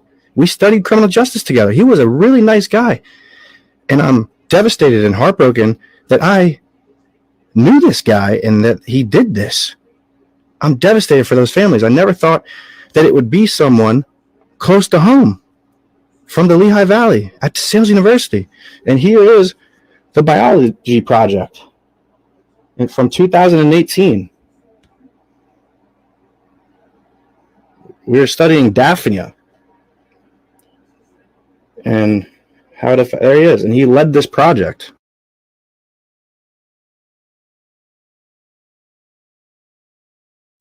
The shock of it all. Knowing somebody like this, okay? Knowing somebody and going, okay, they may have their imperfections because we're all human, but knowing just common denominator as just a nice guy, regular dude, so on and so forth. To suddenly find this person going out and doing something like this is absolutely mind-blowing for anyone who works closely with somebody. I think it's the same thing for any person that works closely or is friends with or whatever with somebody, and then suddenly that person, something tragic happens. They're involved in something, or they disappear, or they lose their life, so on and so forth. It always is shocking because you're going, oh, that person was such a good guy, or that person was such a this, that, and the third. This person, this particular guy, this BK, was a monster in sheep's clothing. Clearly. He really got into what he got into because he had those certain obsessions, those certain addictions migrated into something more intense. The lust for red, if you get what I'm saying.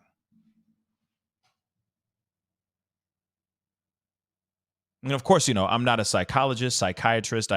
I didn't study criminology or criminal justice.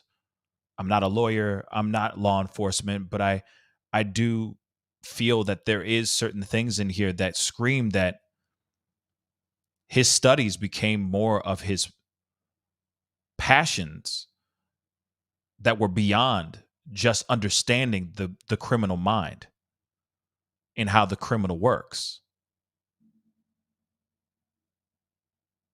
I think his deep dive into these things turned into something more, to the point where his curiosity, his obsession became so intense that he was like, I need to do this for myself. But maybe following in the same footsteps as these other notoriously known SKers out here.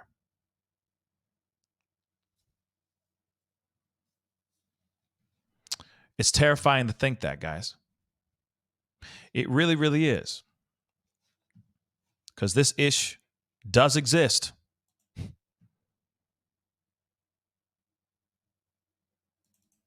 Pretty crazy. That the window. I got another clip here. This is them over at this is Bryan Enton on Banfield talking about the arrest that was taken, or the arrest that was made. All right. And then I'm going to be checking out some of you guys' super chats here in just a minute. But this is, again, still mind blowing. Okay. And Kumi B, thank you. Yeah, I think he wanted, as he started to study, as he started to look into these notorious names that have done the unthinkables, I think the obsession became his passion, and then it turned into an addiction, turned into lust, a lust for that. And then he started thinking about what he could do, how he could do it, so on and so forth. I mean, of course, that's my assumption. Again, speculation. I'm not in his brain, but it is strange that he would go into criminology and then still end up doing something like this. He had time to think about this, and he took time to think about this. But I got this video I want to show you with you guys real quick. It's just about them breaking in, or like going in and getting Bryan and getting him into custody. Bryan Enton is out there, boots on the ground in Pennsylvania. So wild, y'all. Man, let's get into it.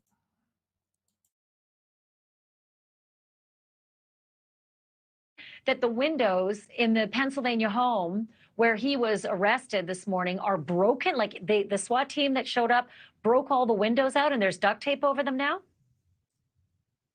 It appears, I walked up to the house, Ashley, and it's a very rural community. Each house, I would say, is on about 2 acres. Very, very dark inside. I walked up to the house. There were some lights on inside. Some people yelled from the inside, "Get out of here. This is private property." But I noticed on the front door, doors have a window in the middle. The window had all been smashed out, and that there was duct tape covering the window. And then also near the doorknob, there was duct tape. I've also confirmed, Ashley, through a source, that where the suspect is being held at the jail not far from here in Monroe County, I've confirmed that when he was speaking once in custody, he said something along the lines of, "Has anyone else been arrested?" And also I am told he was described as just sort of stone cold throughout, and emotionless throughout the entire process.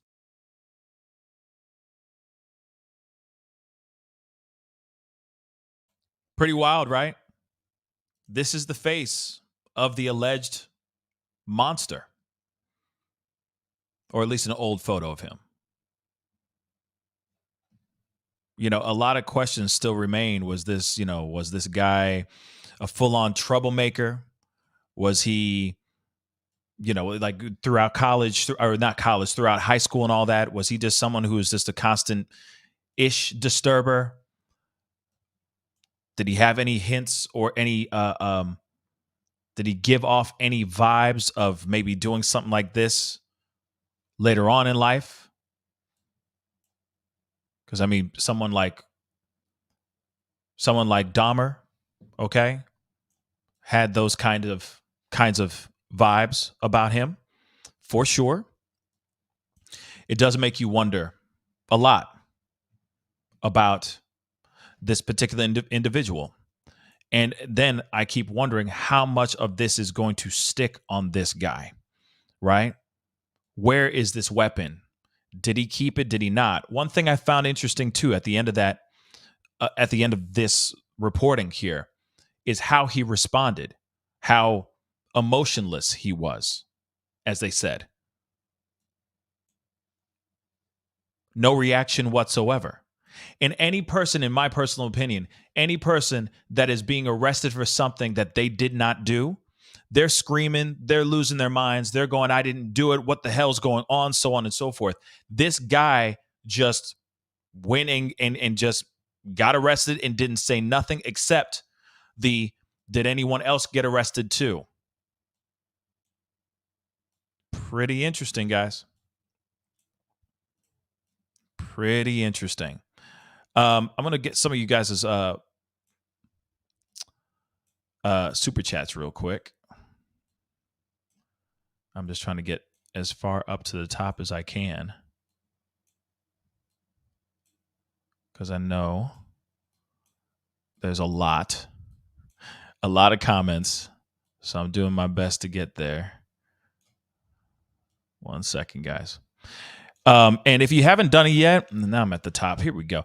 And if you haven't done it yet, please be sure to hit that like button down below. Okay, that would really mean a lot. Let's get it to 2K real quick. All right, a like doesn't cost a thing. Again, a like does not cost a thing. And of course, if you haven't done it yet, hit that subscribe button, y'all. Okay, we talk about a lot of things on this channel. This is some wild stuff, y'all. Real talk, some wild stuff. And if you haven't done it yet, please go and download the Swagit app right now. If you want a chance to win $100, hit that Swagit link.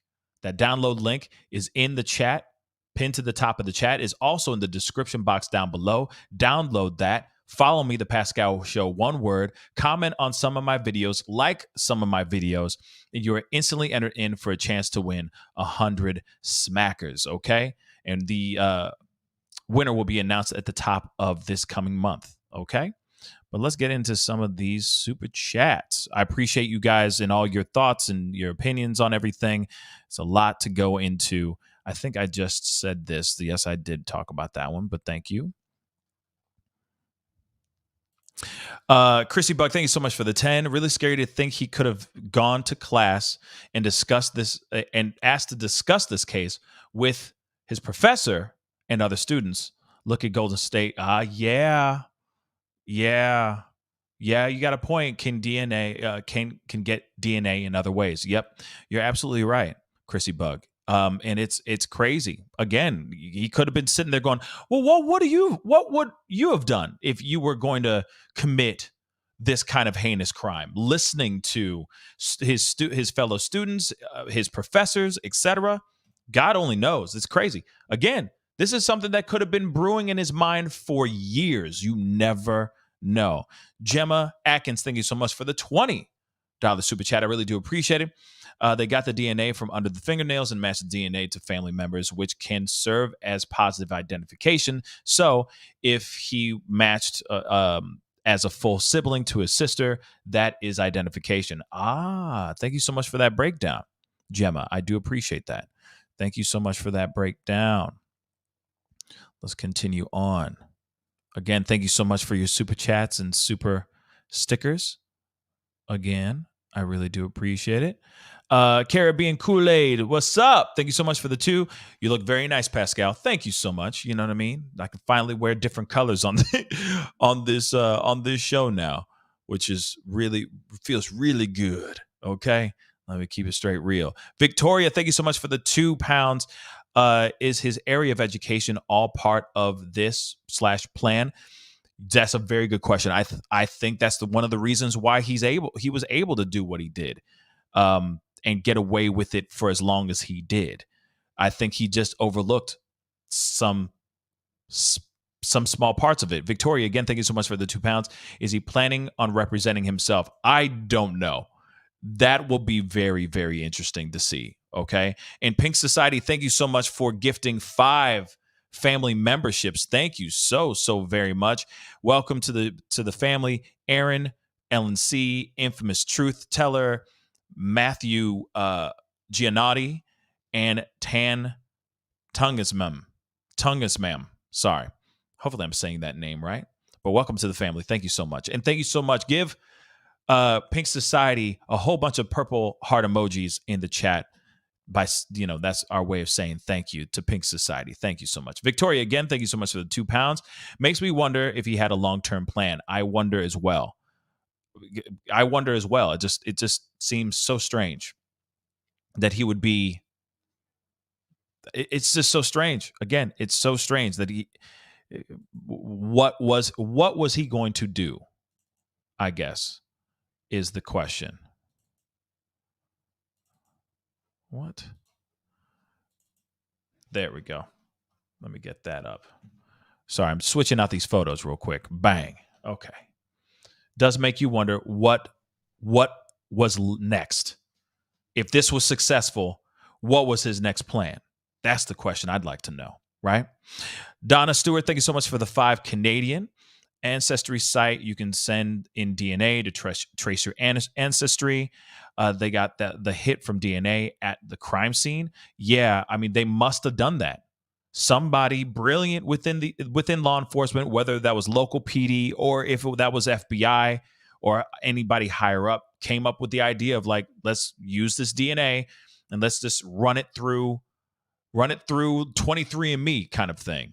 And then they were able to get what they needed to get this guy, which is wild. And then they connected. They connected it. How did they do that? I don't know. It could have been a discarded trash bag. Could have been anything, right? So it's wild. Michelle Woods, thank you so much for the 5. Did anyone hear about the TikToker who blamed the Idaho professor for based on tarot cards? Yep. Looks like another defamation case coming 2023. Yes. She was. I don't know if she's still doubling down. I haven't seen anything as of yet. But she was doubling, quadrupling. Like she was, she was going, this woman had something to do with this, and I don't care. My tarot cards are real. My tarot cards are right, and I'm not moving. I ain't budging from my theories. Well, does that look like the professor? I think not. So yeah, that defamation case is going to be an interesting one for sure. Counselor Kia, thank you so much for the 5. When we were in school, we just assumed other students were our age. Then we graduated and got on Facebook and we were like, how is Ben 40? Yeah, facts. But this guy does not look like he's a undergraduate student. You see what I'm saying? He doesn't look like he's undergrad. I mean, yes, that's true. There's a lot of older, college students and all that for sure. Some people don't go to college. They take a few years off and then they go to college and get their degrees for sure. But I feel that if he was going into these parties at 11:22, I feel like I don't know. I feel like they would sit there and go, what's up with this older guy here? Maybe not. I don't know. Maybe they don't give a damn, Maybe it was just open to everyone since it was a small town, and who cares? You can party with us as long as you're cool. You never know. You never know. But then that's the other thing I still say. Did he have any type of relation, any correspondence with the 2 surviving victims as well? Or was this him randomly picking a house? And he just said 11:22 feels good. Let me just do that. That just sounds crazy. That just sounds crazy to me, y'all. Absolutely. I'm continuing. Hold on. There's still I'm going through as well. There it is. Elizabeth Gregory, thank you so much for the 5. I want to know why the parents didn't find it sus that their child came home after the unalivings in a white Elantra. I'd like to know that too. You never know. They may not have been. I mean, that's so weird. Your son lives just a few blocks down, just minutes away from that actual house where this big, huge scene, one of the most tragic scenes that town has ever seen, one of the, a tragic, unsolved at that time case, unsolved mystery. And the parents didn't ask not one question. That's strange. That's sus as hell. That is sus as hell. Real talk. Let's continue. I got more. Dr. Ed, what's up, man? Thank you so much for the 5. They may have found evidence in their 12-hour search at the Pullman office where he was a TA. Ooh, that could be it too. But yeah, that could be it too. That could be it too. Good point, Dr. Ed. Good point. I Can Prep too. Thank you so much for the 5 Canadian. Fancied himself a Hollywood type like Dexter or Viola Davis from How to Get Away with Murder. Absolutely. These creeps like to create their own stories. It's happened before. You're absolutely right. Like I said, he was looking up. I'm sure he was obsessing over these other known names. You know what I'm talking about.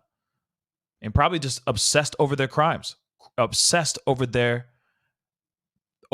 scenes, over what they did, how they did those things, so on and so forth. He could literally just be a fanboy that finally said, let me just do it myself, which is heartbreaking to even say out loud.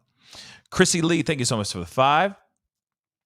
I wouldn't call that a quiet blank stare. In my opinion, that's screaming, I'm a psycho stare. Yeah.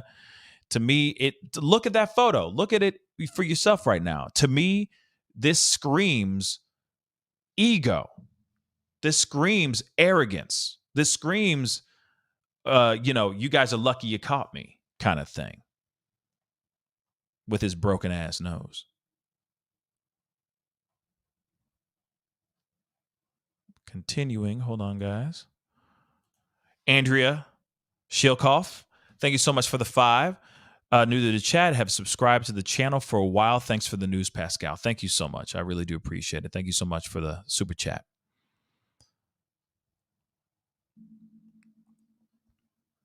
Going through these as quickly as I can, guys. Hold on.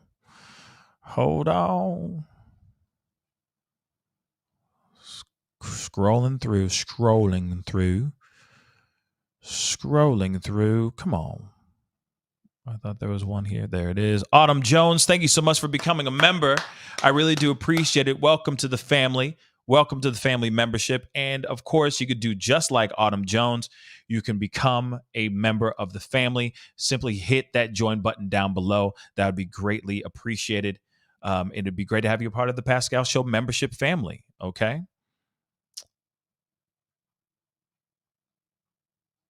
Thank you again for your support. Everyone, seriously, thank you. Thank you. Let's continue. Hold on. There's more. I promise. There's a whole lot more. Just a lot of comments, and I appreciate all the comments too, guys. Seriously. Thank you, thank you, thank you. Where the heck is it? Come on. Come on.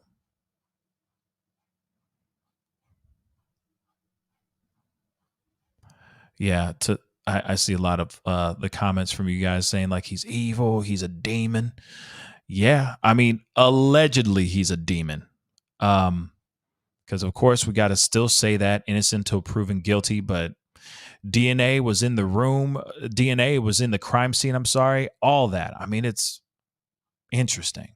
And the things that they say about how he is with his OCD and his obsession of being vegan and all that, it is very interesting that he's like, no, I can't eat food off of plates and pots and pans and stuff that have ever touched meat. I think that's strange as hell. That's absolutely strange. in my personal opinion. AF, thank you so much for the 20. They need to put this guy in a Hannibal Lecter suit. I agree. This is I think, still a very dangerous man. All right. Dr. Ed, what's up? Thank you so much for becoming a member. I appreciate it. Thank you so much for your support. Thank you.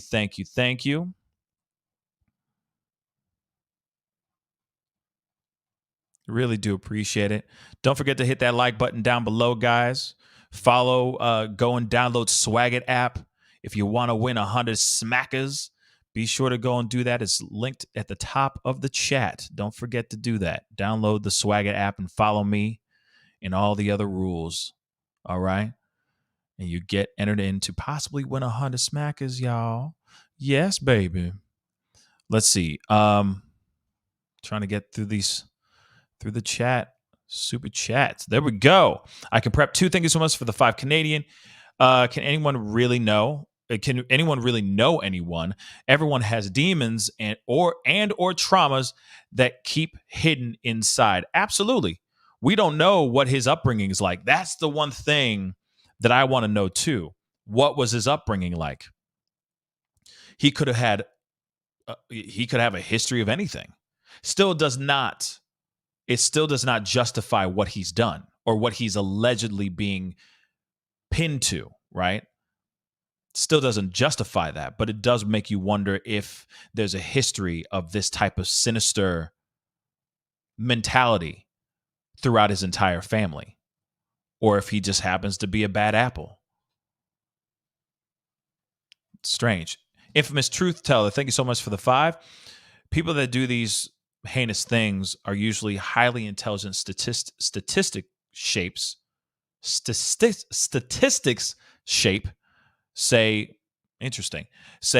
because they're chasing the adrenaline and the dopamine high. That could very well be it too. Again, this could just be this could have been him trying to chase the dragon. He found a new high, and it's this. Again, I'm wondering if there was any connection. Again, I wonder if there's any connection to the skinned dog that was found outside. That's another thing I wonder too. You know? I'm definitely curious about that. Many questions I have about that. Tyler Hamline, thank you so much for the 2, new subscriber.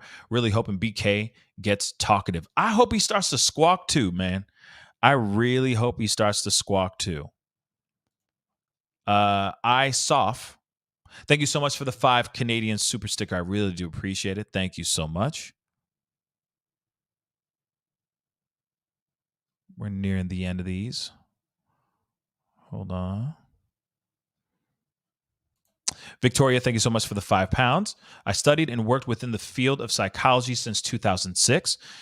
It was always common knowledge that the psych cohort attracted interesting people. Interesting knowledge there. Let's see. Laura Estrada, hello. Thank you so much for the 10. This case keeps getting more disturbing and more tragic every day. That poor community, sociopaths, and narcissism is real. Yes, absolutely. And this does give off a narcissistic vibe too. This photo in itself, this mug shot, right? It does give off the vibe of like, I'm untouchable. I can't believe you caught me. You know what I mean? You and your pesky friends. If it wasn't for you know what I mean. Now we just need the mystery machine and Scooby and some Scooby snacks. Anyway, Maritza, thank you so much for the 10. The post from someone saying, "You'll never catch me. I'm hiding in PA. You think it was him?" I don't know. There is some posts that have been put out that are very questionable. I think it's very strange for him to. Maybe it was him. I don't know. But he doesn't give off, to me, this is not giving me the vibe of someone who's going to go out of his way to talk ish through a chat forum. But then again, this could very well be his vibe. Maybe he is just trying to taunt people and mess with people and chuckling behind his QWERTY keyboard. You never know. we don't really know him fully yet, right? And hopefully we're going to find out a lot more about him as time goes on, because you know for a fact there's somebody who's close to him that knows more, that probably will speak out, not on just TikTok, but in an interview, or more importantly, to 5-0. That's what I'm hoping for. Corinth 007, thank you so much for the 7 Canadian. The Golden State Unaliver from the 1970s and 1980s was finally caught through genealogy recently. That's actually really good information to know too. Tyler, thank you so much for the 5. I'm curious if this was his first major crime, or if this was the first that got really noticed. I feel like he's had some sort of practice. Thanks. I think so too. That's the reason why I'm wondering it. And I said it on yesterday's breaking news story about him being caught. I was wondering, is this the only one? Or has he done it before? Still the same thing with the skinned dog. Is that connected? Was the skinned dog his first time? You know what I'm saying? Could have been his first rodeo, his first pancake, and then he went in and did this. Or has he done this other places? There are plenty of unsolved crimes, unsolved unalivings throughout the country. Could he be connected in any of those things too? That's, it's interesting. And then again, still, what is the motive? What made him do this? If there's anything that made him do this. Michelle B, thank you so much for the 5. He doesn't remind me of the show Dexter, but he does remind me of the show Hannibal. That was a good show too, given how overly organized, neat, etc. he is. Like I said, it gives me the vibe of American Psycho. Now, there's the Christian Bale movie, but there is also the book, hiding in plain sight, being a certain way, neat freak, very OCD as well in his own right. And that's, of course, just a book. It's a fictional character, right? It's Patrick Bateman we're talking about here. But it is interesting when you see those pieces, and you never know. He might have been a huge fan of that book. And somebody just said it exactly, Gustave de Lior. Yeah. Do you like Phil Collins? And he just goes into a whole breakdown of Susudio. You know what I'm saying? To a couple of sex workers. It's very crazy. Okay. I liked the movie. I thought it was really good. I thought they made it into a black comedy. It's a very, very dark comedy, but the movie's good, but the book is way better. But I feel like maybe he's got that vibe going on. You know what I'm saying? Following in the same footsteps of those guys. And even fictional characters, maybe. Pleased Roses, thank you so much for the $4 super sticker. I really do appreciate it. Thank you so very much. Thank you so much. Tony Crump, thank you so much for the 10. Looks like Anthony Perkins from I didn't even, but yeah. Hell yeah. Oh my gosh. Wow. Yeah. Yeah. Yeah. Yeah. From Psycho. Yeah. That's actually, yeah. Good call right there. Good call. Let's see. I think that's it. Yep. That's it on the super chats, but I do appreciate them all. I wanted to make sure we got through all of them because you guys are putting in that energy and sending those things to me too. Yes, as far as that, the Anthony Perkins from Psycho, that's a pretty damn good call right there, in my personal opinion, as well. Okay. But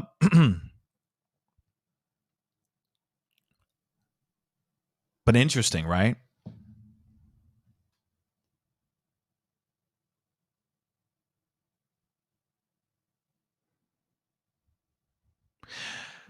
Yes, and that's the thing.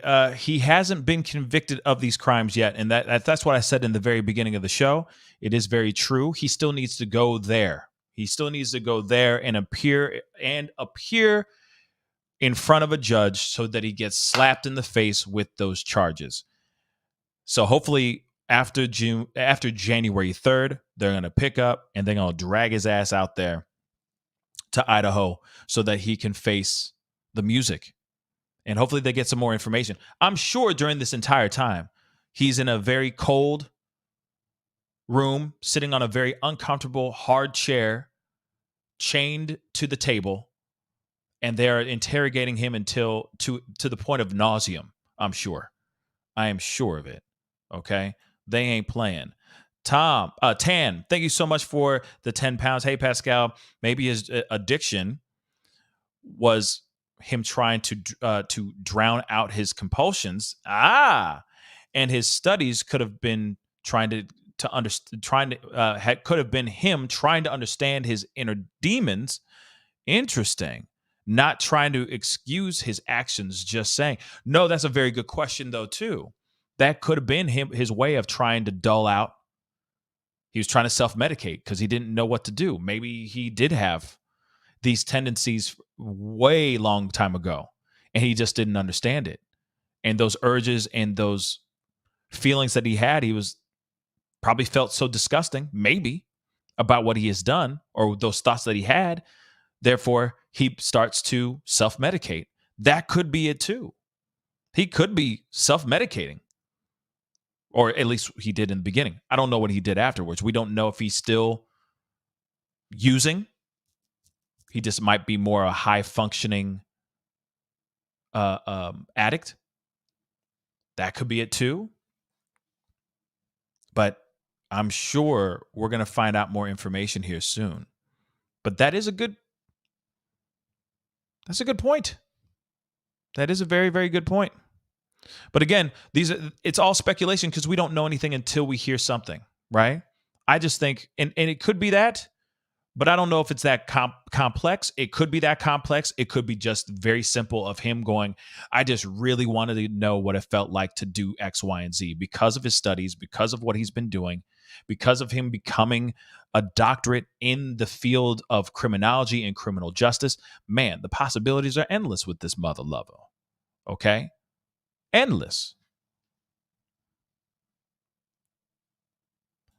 Truth Teller said, I just honestly don't know. I don't know. I have a gut feeling that he's not going to talk. You know, he may talk, though. He may. I mean, he's caught. And somebody who is that narcissistic, I mean, allegedly, if he's narcissistic, he's going to want to take credit for what he's done. He's going to. At least that's what I think. Chrissy Bug, thank you so much for the 5. They need to wrap him up like a dang burrito so he doesn't try taking the easy way out like Israel Keys. You know, that's a very good point. I just hope that whatever they're doing it lawfully. Okay? They're doing it in a legal way. All right? But yeah, it's crazy to me. Okay. So I got a few minutes left. All right. A few minutes left. So I am going to open up the phone lines. Hold on before you start calling and all that real quick. Actually, before the phone lines are not open. So don't call me. Hold on. Pink Society, thank you so much for the 50. Oh my gosh. Thank you so very much. Thank you. Happy New Year to you, Pascal, and your family, along with everyone in here. Please sub. Yes, please sub. All right. Don't forget to do that. Let's get him I'm thinking you're saying plaque. Thank you. Pascal is such a kind, genuine person who deserves it with all of his hard work. Thank you. That really does mean a lot. And Happy New Year to you too. Thank you so much, Pink Society. I really do appreciate this $50 super chat. That does mean the world to me. You don't need to send me a doggone thing.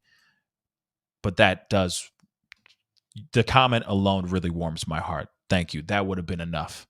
I mean, give me the 50. But at the same time, I appreciate it. Thank you so very, very much. Okay. Thank you. And yeah, man, I'm B12. I'm trying to get to that 1,000. I want that plaque. Oh my Lord, I want that plaque. I want to see that plaque so bad, baby. I want to see it so bad, but it'll come in due time. It'll come in due time when it's most deserved. Okay. But as I was saying, again, thank you so much, Pink Society, for your support, and everyone too, for all your support, even the comments. Okay. Even in the comments, it doesn't matter. Without you guys, I'd just be talking to a wall. So I appreciate that. All right. Everyone. So I'm going to open up the phone lines. Okay. Now, before you guys start calling me real quick and all that. All right. One, certain rules. Let's make this short and sweet. Okay. Put in your 2 cents. I might comment back to you. We move on to the next phone call. Okay. I only have a few minutes. A few. So I'm allotting that to as many phone calls as I can get in this short amount of time. Okay. So give me a call. Oh, and be respectful. 314-766-4581. You call and you start being a jerk, I'm going to be a jerk back. All right. Happy New Year. All right. So phone lines are open. Let me know your thoughts. Love to hear your thoughts on this. Hold on. Let me make sure I got this right. Yep. Okay. Phone lines are up real quick. Kayla Smart, thank you so much for the 10. Maybe he conducted the survey. Oh, whoops. Maybe he conducted the survey because he was looking for an accomplice.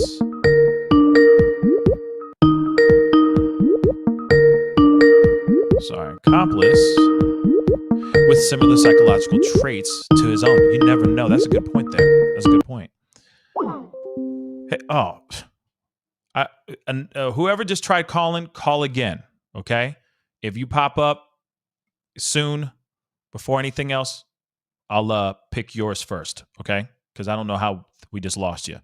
But Kayla, very good point. You never know. He may have been trying to find a partner, or just like almost try to find a group, almost like a group chat. You see what I'm saying? That's very interesting. You know, like a group, a forum. Do you have these feelings too? Because maybe I feel alone with these feelings, so on and so forth. That could be it too, right? Possibilities are endless on that, though. Okay, but I don't know. We're gonna find out for sure. Hey, you're on the mic with the Pascal Show. What's your name and where are you calling from? This is Infamous Truth Teller from Tucson, Arizona. Mrs. and Mr. Steelers, you said? No, Infamous Truth Teller. Infamous Truth Teller. Sorry, it was sounding a little muffled. How you doing? Speaker. Can you hear me better? Yes. I'm good. How are you? I am good. Happy New Year, by the way. You too, as well. Thank you. I just wanted to give a quick opinion. I just think that, they say that the highly intelligent, I had a typo in there, but, when a lot of us, if you think about all the other people that have done heinous things, that they're highly intelligent because they're chasing that dopamine fix. That us normal people, we get it off of just regular stuff, but because they're so highly intelligent, they're just trying to, they're trying to get that feeling, and that's kind of ends up, that's my opinion.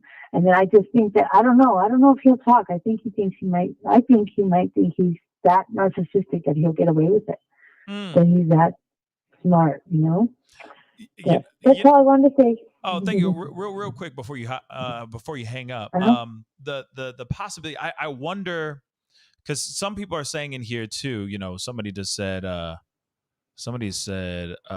Marianne S. just said, I think this guy acted alone, ego driven, would not want to share the limelight with anyone else. He enjoys it. Now, the thing is if I feel like if he was involved, I feel like as he's getting interrogated, I feel like his ego would take up all of it because he's been caught. So why wouldn't he want to take the credit, especially with somebody who's so narcissistic? You see what I'm saying? But you remember that one, I don't remember what his name was, but that one person that was actually burying like kill kits Like he was traveling and he was burying kill kits everywhere, and and I think they caught him in Alaska, and he didn't want to talk. He didn't want to give them that satisfaction. He ended up not talking. I don't know if he took his own life or what, but yeah, he didn't want to tell them. They wanted to know, like, all the other people, because they were trying to figure out, because he would travel and he had his family and stuff, but he was actually burying like kill kits in every place that he would travel. And then whenever he felt the urge, he was killing people. So they were trying to figure out, all the other things that he might have done, across the United States in his travels. Good point. And he didn't want to give that up. So. Interesting. Okay, well, hey, Infamous Truth Teller, thank you so much for the call. I appreciate it. All right, Happy New Year. Happy New Year. Bye. Bye. Hey, you on the mic with the Pascal Show. What's your name and where are you calling from? Happy New Year. Hello. Hi, this is Charlotte, ASMR. I'm calling from Florida. Hey, Charlotte, what's on your mind? Speak on it. I just wanted to say, first of all, thank you so much for all of your coverage of the case. As it's gained more popularity, so to speak, so many more YouTubers have started covering it, but you've been here all along and really give us the facts and good commentary. So I want to thank you for that. And then I also just kind of wanted to toss out a theory of the when he said when he was arrested that was anyone else arrested, is it possible that he was saying that to really just throw, police officers and the public off by, making this implication that they should be looking elsewhere, not just at him. Meanwhile, he actually did, act alone. Yeah, I mean, I do think that he's just trying to, like, with that comment of like, did you get anybody else? I definitely think he's trying to throw them off just to F with them. I do think that. But I don't know. A part of me still feels like he did this by himself. But what do you think? Yeah, I definitely think that he acted alone. I think someone else said ego was involved, not wanting to share the limelight, so to speak. Right. And I think that that's definitely the most likely possibility, just speculation. The other thing I was also just kind of stuck on was if it really was truly just random and those victims unfortunately had just the bad luck of living there, or I hope that we find out more about what the connection was, if there was one, or if this was just random and it was truly horrible luck for the victims who lived there. I'm hoping to God, I really am hoping that there is some sort of connection to something to I'm hoping to God that this is just a one-time thing, but I also do hope that if it isn't, they're able to connect him to other things, and maybe these other unsolved mysteries, unsolved murders that are out here finally get solved. You know what I mean? So I'm hopeful for that for real as well. Exactly. Yeah. And ultimately just getting justice for the families. Absolutely. But I appreciate you calling in. Thank you so much, sweetheart. Happy New Year. All right. Thank you so much. Happy New Year. Thank you. Bye. Hey, you're on the mic with the Pascal Show. What's your name and where are you calling from? This is Laura Estrada calling from Monrovia, California. Laura Estrada. Hello. How you doing, sweetheart? Happy New Year. I'm good. Happy New Year. Thank you. So what's on your mind? Speak on it. So I'm just saying that that young gentleman, that he has such coldness in his eyes. And I'm very big on the narcissism. We don't know if he's narcissistic for sure, but he sure seems like he has a lot of attributes. And it's just, I don't know, it seems everybody's talking about all these different books and movies, and it really does seem like kind of almost like a movie. Like every day when I check out Pascal's show, the story just really keeps getting more elaborate and more like a movie. It does. It's getting wild. And it's crazy because when I come, after all the I settle down the idea, I go, there's still 4 people that got murdered. And that's what sometimes when we all just get up into the conspiracy of it all, we all forget that there's 4 people that are gone and this community is suffering so much. Absolutely. So we need to send out positive love to that community right now. Because, I mean, this isn't going away. That little Moscow town is forever, kind of staying with this event. So I'm feeling for those people right now. So I'm hoping that the new year brings some new, really good evidence so that we can let these people start healing soon. Absolutely. I agree 100%. My hopes is that the community can finally heal. There is also that theory that they're just pinning this on this guy so that people can go back to their regular life in Moscow, so that they have a scapegoat, just to point this at a scapegoat and just make it be what it is, and then he can just take the rap for everything. I don't really believe that much. Yes, I get the desperation for them to bring somebody in so that kids can come back and matriculate at that school. I know that like 50 some odd % of their income, of that town's money, is from those students. So I get it that they need to get things figured out so that the town can survive. But I don't think they would just pin it on just anybody. And especially when they describe how he was when he was arrested, it does give it's a huge giveaway, in my personal opinion. You know what I mean? So hopefully we do get some justice. Yeah. Well, that's what's interesting about this story too, is there's the murder, but there's also this weird, like, not cover up, but this is a college town, and this is going to affect them in every aspect, down from, the economy. That's how they've managed to survive. It's a college town, and now they have this huge, this is changing everything. So so it's kind of like the whole college community, and I think that's going to basically, be turned upside down with safety and just a lot of stuff are going to change, I think, with colleges now after this whole event. No doubt. This is going to be a very interesting thing indeed. So, man, we'll see what happens as things unfold. You know what I mean? But I appreciate you calling in. Thank you so much, sweetheart. Happy New Year. Thank you. All right. You too. Bye. Bye. Hey, you're on the mic with the Pascal Show. What's your name and where you calling from? My name's Tracy. I'm calling from Washington State. Hey, Tracy. Oh, from Washington State. Well, thank you so much for calling. Happy New Year. What's on your mind? Speak on Same to you. Thank you. So I just wanted to give my thoughts on the, alleged killer here. Mm-hmm. He seems like obviously someone that's fairly intelligent. He did school, a lot of studies, kind of getting into nitty-gritty of psychology and all kinds of things. Personally, it seems like because this was such a big case and the way that the students were killed was extremely brutal, I heard that Idaho has the death penalty.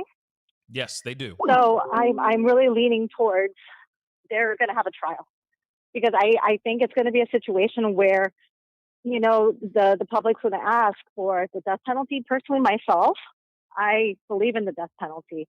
If you're able to commit such a heinous crime and especially take away 4 lives in such a brutal manner, you should be up for the death penalty.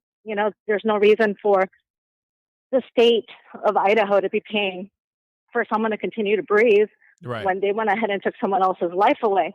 That's my personal opinion. I know if anything, knock on wood, if anything were to happen to any of my family members in that manner, I would also push for the death penalty. Yeah. But absolutely. He seems kind of, smart people tend to be a little bit more, he kind of reminds me, maybe it's going to be a situation similar to Ted Bundy, where he's going to want to show how smart he is. He's going to want to show, that he can outsmart people, how brilliant he is and things like that. He went to school for a long time. This is his specialty, crime, right? Mm-hmm. So I kind of foresee him kind of trying to step into the spotlight. And there's also rumors that there was like Reddit posts that gave details, like brutal details. I think you showed it actually yesterday or the day before that. Yesterday, yeah. Some Reddit posts. So he seems, and allegedly he called into another place too and kind of was talking about the case. So my opinion is he seems like he's really into himself, and he seems like he's fairly intelligent. At least going through those studies, you gotta admit, school isn't easy, especially that line of study. So I'm assuming he's gonna want to kind of shine and show what he's kind of learned and things like that. So I kind of foresee him doing quite a few things similar to Bundy, kind of trying to defend himself and participating in his defense. And I think it's going to be a trial, to be quite honest. Maybe trying to escape as well, right? Because Ted Bundy was known for escaping prison and trying to escape during one of his trials and all that as well. You never know. He might be trying to this might be a full-on fanboy, full-on glorified fanboy. You know what I mean? But we'll see. Yeah. We'll see what happens here. We'll see. Exactly. I'm just glad that they caught someone. I'm hoping they caught the right person. I don't think a lot of people are like, oh, maybe they're trying to pin it on someone, things like that.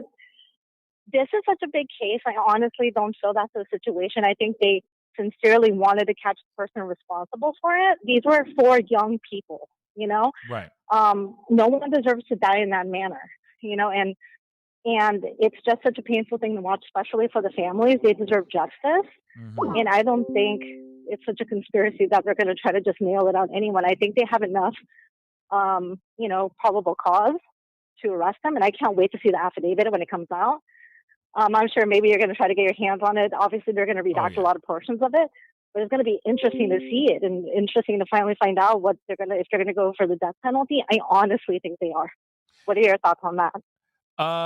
Yeah, they're going to go for the DP for sure. I mean, it's a wrap after that. I mean, the way that they are saying from what I'm hearing through the rumor mill, on how these 4 left this world, is absolutely devastating. It's gruesome. It's if any of these rumors are true, the graphic details on how they passed is absolutely mind-blowing, and disgusting.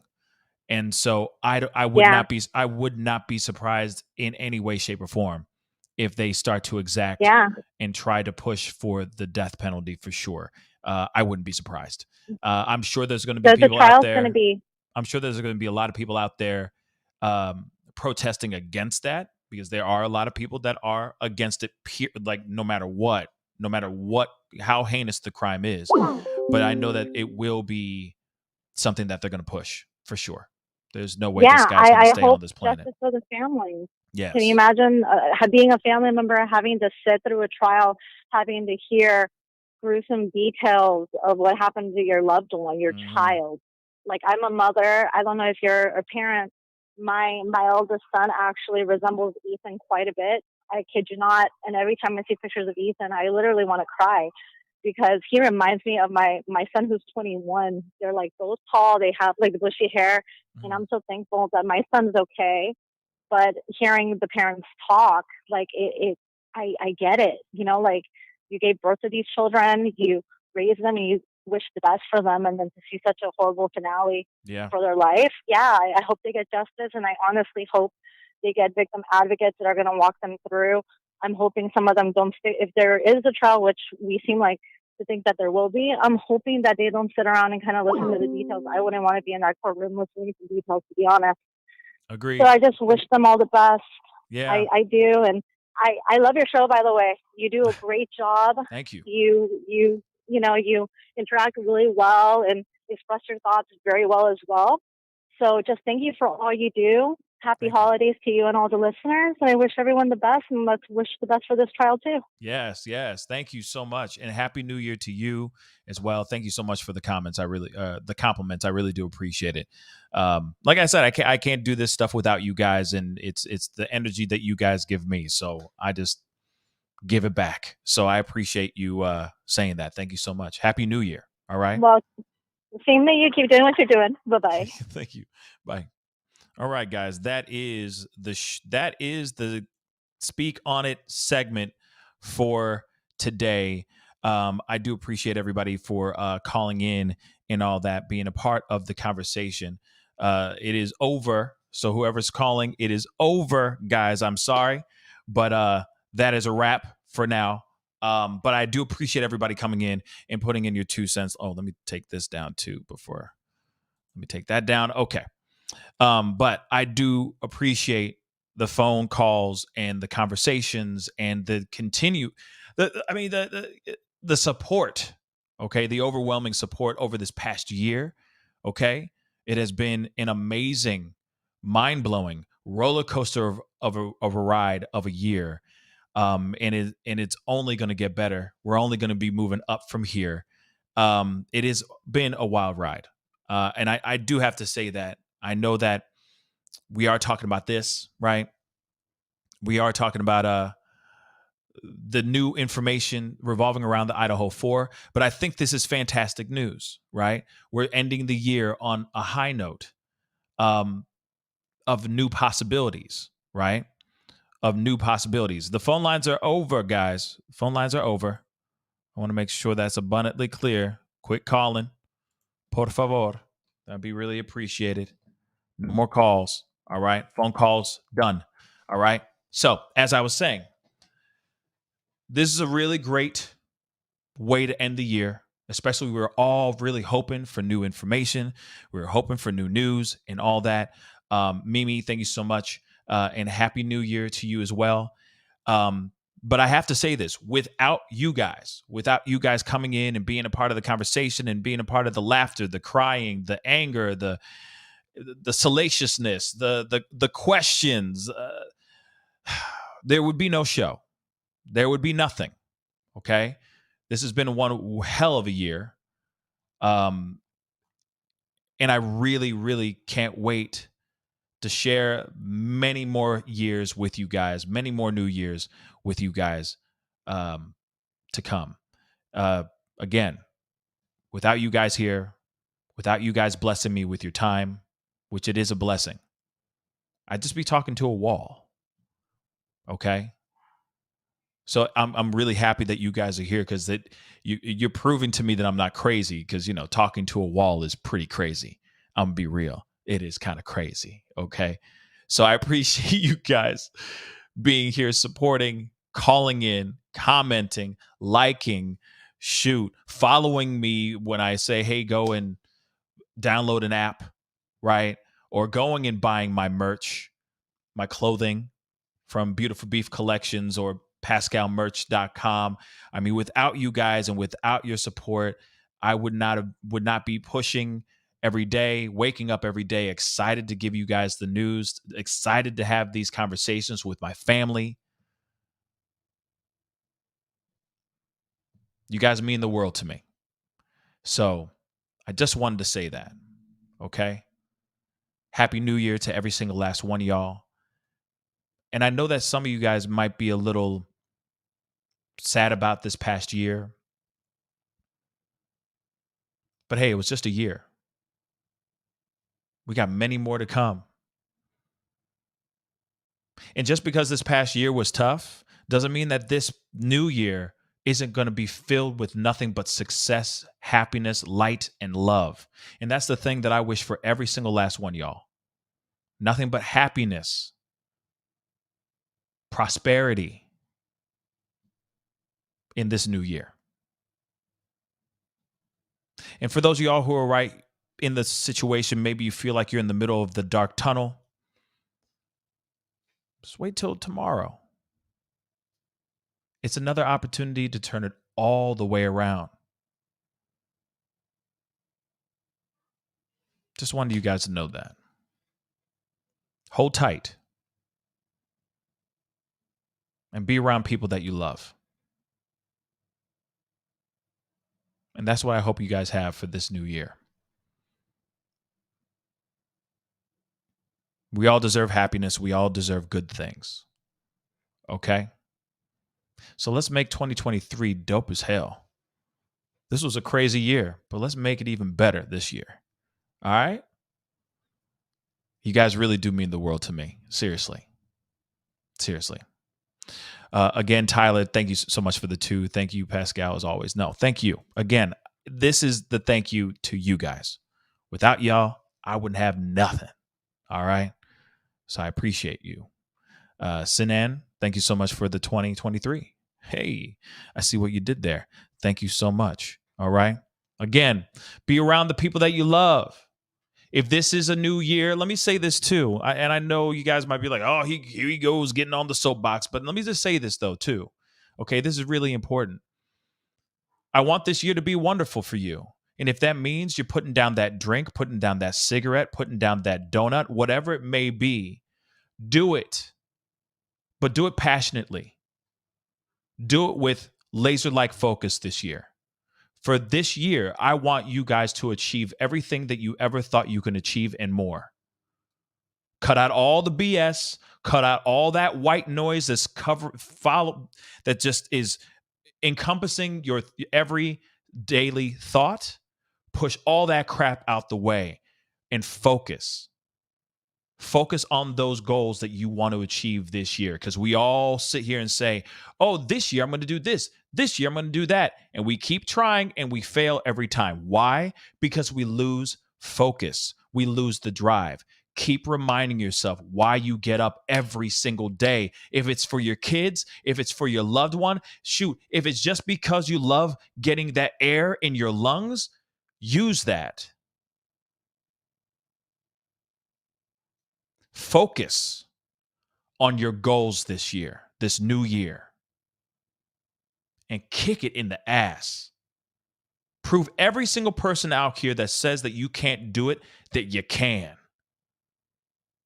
It's just as simple as getting up, putting one leg in each pant leg, opening up that door, and achieving what you want to achieve. Stay mindful of your goals. Don't let up for no one this year. Go get yours. Anyway, guys, I appreciate all y'all for being here. Again, without you, I'd be talking to a wall. Every day that I talk to you, which is almost every day, okay? It's a blessing every day. I wake up every day knowing that I'm here doing what I love. And I feel that it is such a privilege to be able to say that. And I want you guys to have that same privilege, that same joy. Waking up and doing what you love to do, whatever that may be. It could be as simple or it could be as complex. It doesn't matter. As long as you're waking up and you're doing what you love and holding it down for yourself and your family. I appreciate all y'all. I love you guys. Seriously. Have an amazing new year.